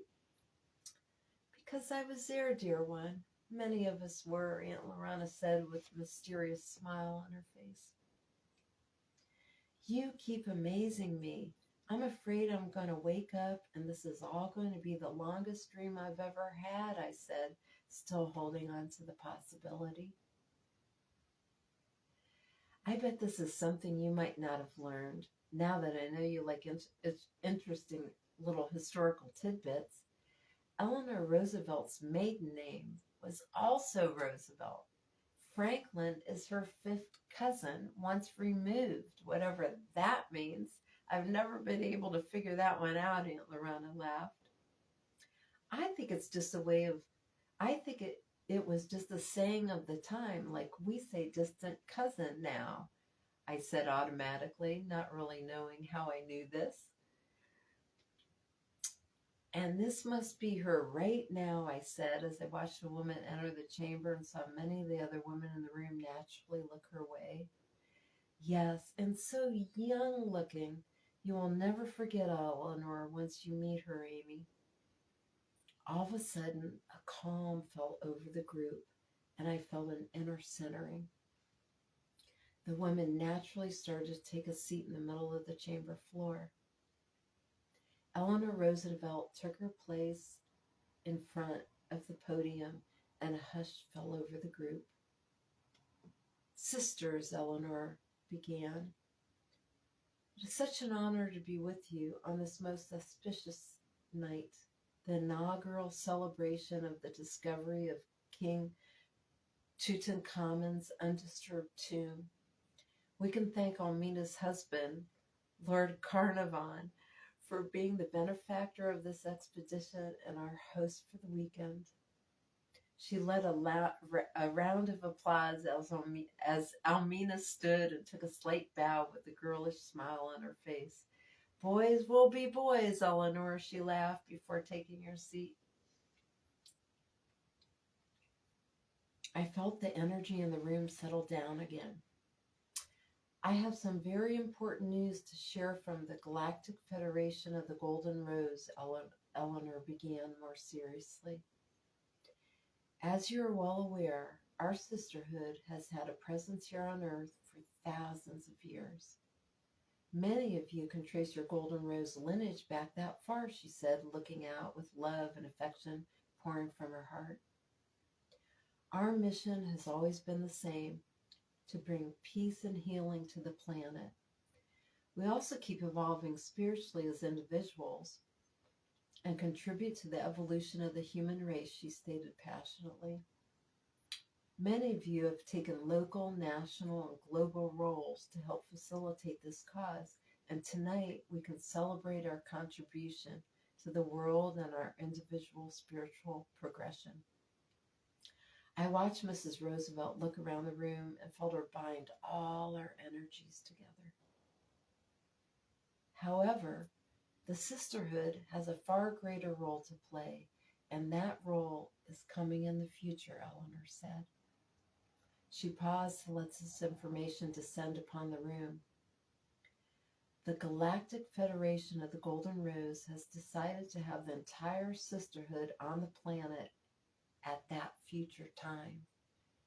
We will be able to access our collective energy for the greater good and evolution of our planet like never before. There was a rush of excitement in the group, and Eleanor waited for it to settle before continuing. What we have always believed will become reality. A higher, vibrant, loving frequency will reign, and our natural lifespan will be dramatically extended, she stated confidently. I could feel the excitement increase as the sisters looked around at one another. We can be excited and hopeful, Eleanor said, smiling at all the sisters.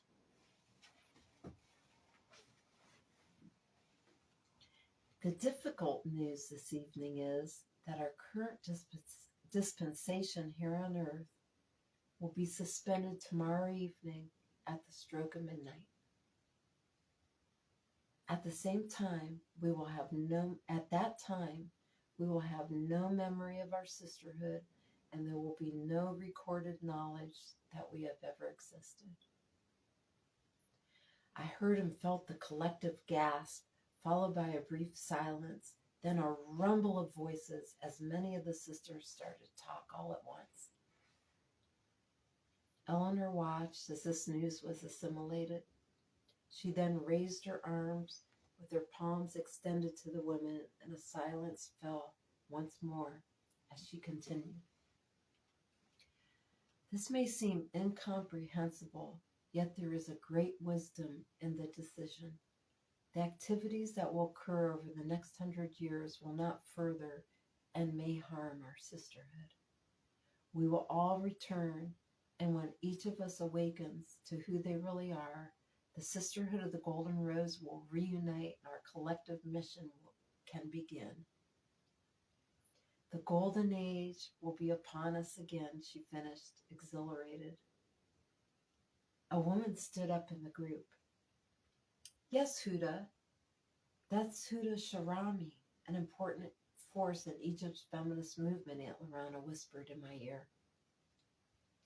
When will this golden age occur, and how will we know that it's going to work, Huda asked. Can we stop this? Another voice cried out from the back. My aunt leaned over to whisper in my ear. Are you beginning to sense why we are here, Amy? I nodded, beginning to piece a convoluted spiral of events together. As a growing unease rose, my aunt stood up. Eleanor, if I may, Aunt Larana said, standing up to address the group. Eleanor nodded her approval and motioned my aunt forward to stand beside her at the podium. Sisters, my niece Amy and I have come from the future, Aunt Larana began. I heard and felt another collective gasp. We have traveled here from the year 2025, she announced, letting the room settle back down before continuing. I began to wake up to who I really was, Larana, as you have always known me to be, in 2018, just like Eleanor said we will. I looked around to get a sense of how the sisters were accepting this information. All eyes were riveted on my aunt. One night, while I was lying in bed, an energetic lightning bolt shot through my back, igniting our golden rose in my chest. I had no idea what had happened to me, yet knew my golden rose experience was real, so I pursued it. After much searching and taking time to integrate this new energy frequency into my DNA, I eventually regained my full consciousness. The whole process took me a couple of years, Aunt Larana concluded. There was an excited and overwhelming uproar with her last sentence. Eleanor stepped forward and a hush settled back over the room. Larana, you and Amy are truly a blessing here tonight. I have been informed that the Galactic Federation will reopen our dispensation on Earth in December of 2012. They are not sure when all the sisters will fully awaken and remember who they are, but it can start to happen at that time, Eleanor said, looking towards my aunt to continue her story.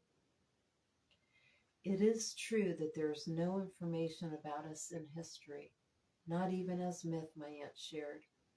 I heard another collective gasp and excited murmurs. After seeking the truth with the truest desire in my heart for months on end, trying to understand what had happened to me and what my rose was about, I received my first clue. I was traveling on an airplane to Louisiana and started to take on other people's ailments. I had occasionally experienced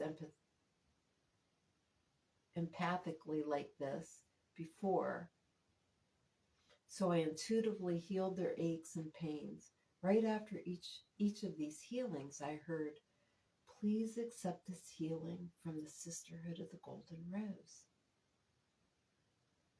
With my spiritual ears, Aunt Larana said, looking around the room and holding them in rapt attention. There are machines now called computers that can access information from anywhere in the world about any subject matter in seconds. I researched every day for almost a solid year after hearing our name and could not find any information about our sisterhood. We've been kept well hidden, and I believe I am one of the first sisters of the Golden Rose to reawaken. Aunt Larana had to wait for the group to settle down before she could speak again. Amy and I have also recently traveled to 1778 and met with our sister, Marie Antoinette. She has agreed to leave subtle clues about us. Many of you have already seen a painting by Elizabeth Lebrun of Marie holding a rose. Yes, the plan is working already, Eleanor said, as my aunt returned to her seat. We have only a very short time, but we can each leave clues that might help ourselves and other sisters remember who they are in the future. Trust your intuition about the task, Eleanor said. What about this lifetime? Coco asked, standing up. Will we still know each other? That's a very good question, Coco, Eleanor said.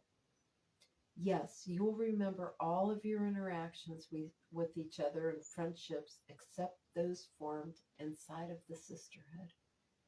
Once the Federation closes our dispensation, it will be sealed like a wall with no windows, Eleanor explained.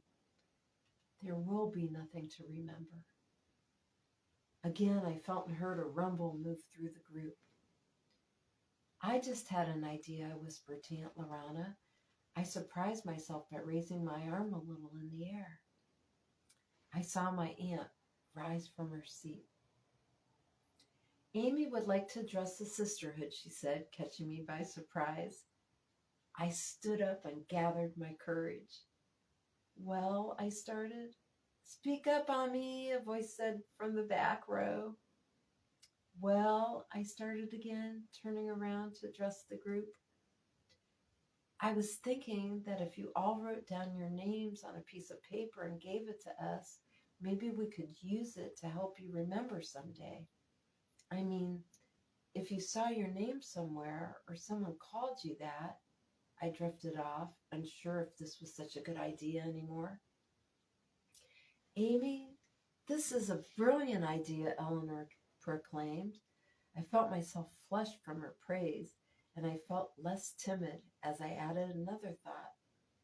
Maybe there is one thing, like a clue you can write by your name too, something you think you would never forget that connects you to the sisterhood of the Golden Rose, I added, feeling more confident.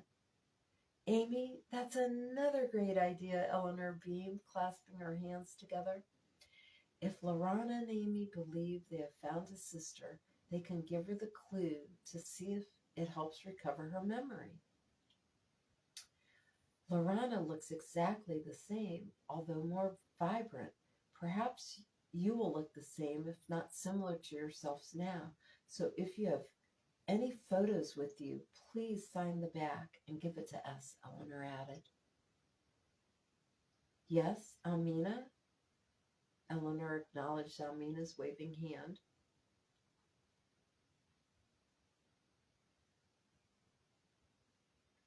I sat down, happy to be out of the spotlight. Should we think of a group word or phrase that we can all agree upon, Almina asked. Then we may also have a better chance of activating our collective memory. Another brilliant idea, Eleanor agreed. Why don't we ponder this and pick a name or a phrase tomorrow evening at the gala? Let's pass around a sheet of paper now and make the name list while we are all here, she decided. I had another thought of something that might be important, so I raised my hand again and Eleanor acknowledged me. I was wondering if anyone is pregnant. I think they should make a note of that. If you have picked a name for the new baby, write it down. We might be able to track your lineage when we get back to 2025. Amy, I don't know where you get your ideas, but you are amazingly talented and tuned in. The sisterhood is in good hands with you and Larana, Eleanor beamed. OMG, you just made me think of another idea. In 2025, we have the technology to test individual DNA, which has not even been discovered yet. It is what makes each individual a unique blueprint or code. Your complete DNA code can be found in a cell or a single strand of hair, I explained excitedly. When a sister wakes up to who she has always been, the DNA from the two hair strands should be identical, I stated. I realized this information was just flowing through me. I didn't know how else I could possibly know it. The noise in the chamber escalated. Sisters, Eleanor said, holding her hands up for silence. I realize this information sounds unbelievable to many of us, but we have to trust. Coco stood and waited to be acknowledged. I think we should make 2 copies of all this information. One should go with Larana and Ami, and the other we should place in a time capsule and hide here in this chamber for safekeeping. And I know just the spot. Yes, that is a very good idea. I will let you take charge of all the arrangements, Coco, Eleanor said. There was a burst of applause, and without anything being said, the women got up, stored their folding chairs, and began to hug each other affectionately. As I looked around, I could see an iridescent aura glowing around them. I want to say surrounding them.